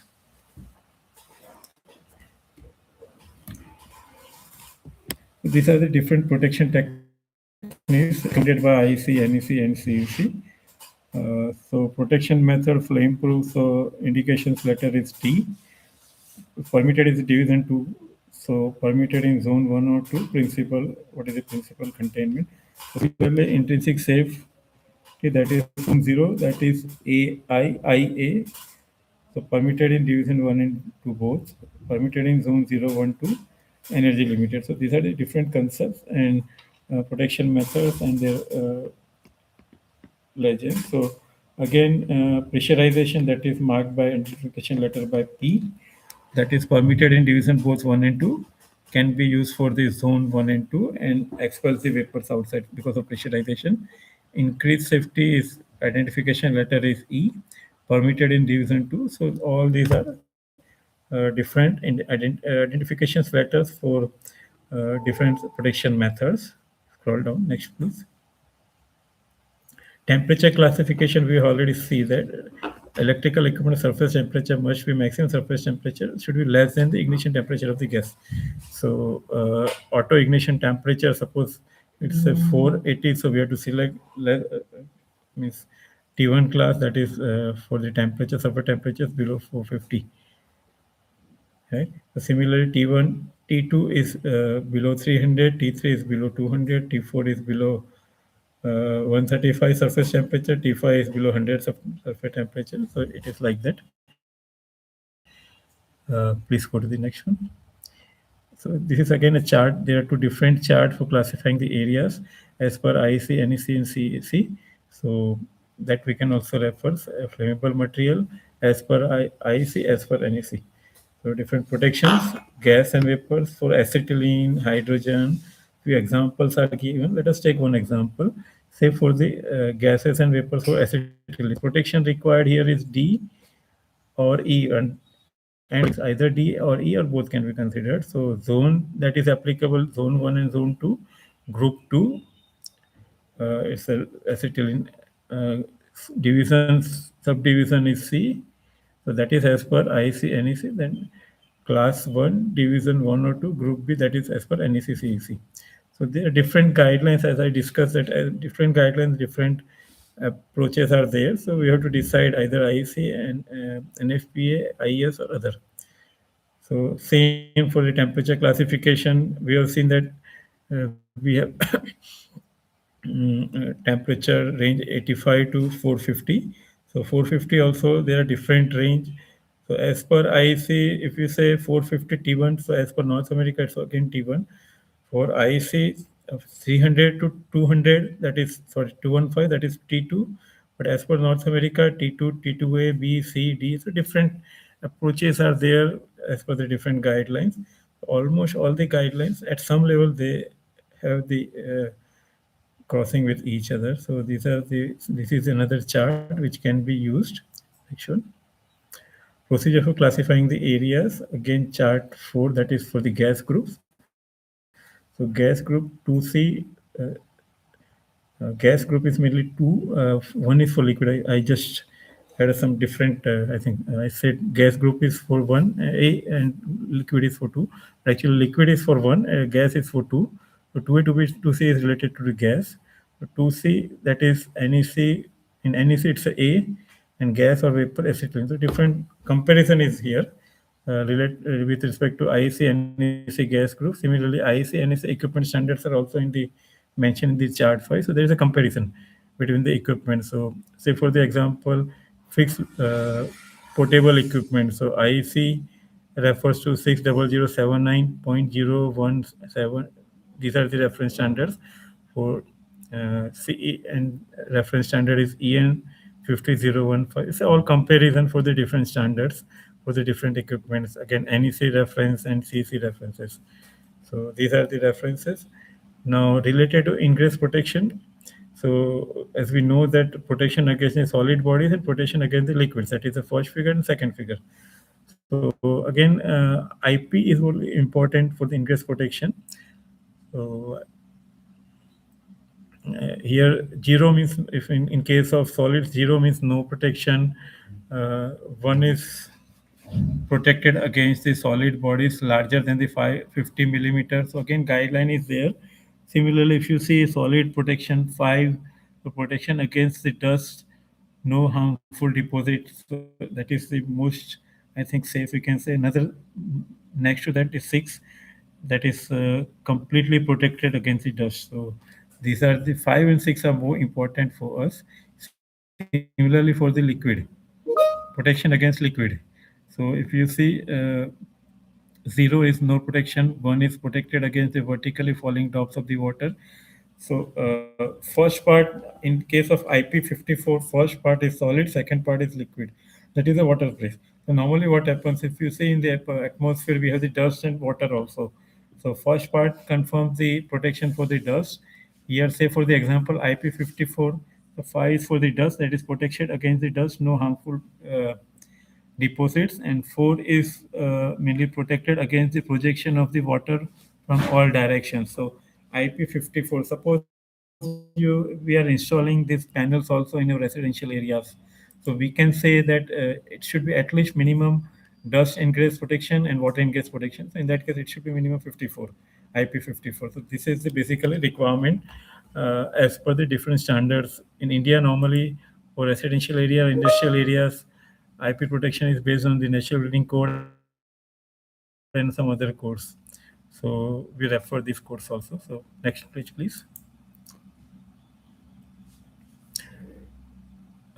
Again, this chart we already seen that temperature classification, that is starting from 85 to 100 degree. So this is applicable for T6 only. 100 to 135. So in this case, T6 and T5. Just again going back to it.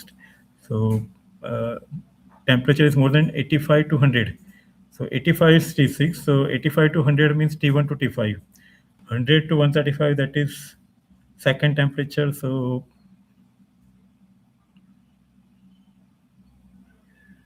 that is T4, T3, T2, T1 we can select here. Uh, 135. Okay. Sorry, I'm just going back. Actually, T1 is starting from 450, T2 300. So in case of 85 to 100, so we have to select T6, right? In case of 100 to 135, we can select T5 and T6. In case of 135 to 200, we can select T6, T5, T4. Likewise, we can select. In case of 450, we can select T1 to T6. But normally, cost-wise, in case of 450, cost-wise, T1 is cheaper. So normally people go for T1. But again, if you have multi-purpose plant, so you can select worst-case scenario.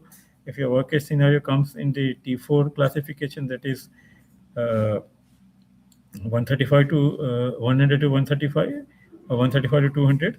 So we have to select accordingly the our equipment classifications. Next, understanding of IEC marking. Basically, this is important. We see the markings of IEC. So EXD, 2C, T6. So what each has the value or explanation. So EX means explosion potential. That is meets the IEC standards. Uh, and D is type of protection, that is flame proof, intrinsic safe, increased safety, pressurization, that comes in the D second. And third is grouping, that is gas group, liquid group, dust group, and what is the surface. So it's a 2, 3, 1. C is basically representing the gas subdivision group, like hydrogen or acetylene, and last one is the temperature classification.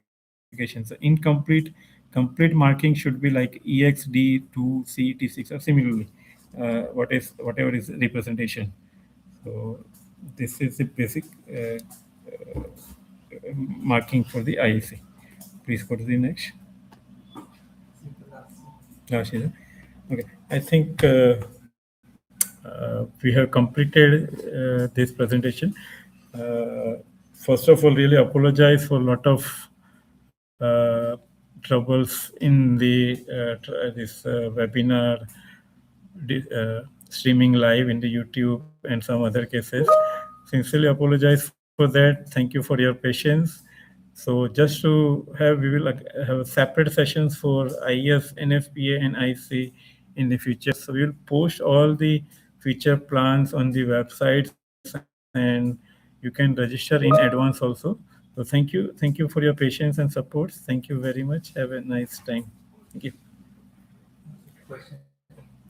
Yeah, sorry, there is a one question. So please be there. Please be there. Team is sharing the questions. So please respond to that before closing it.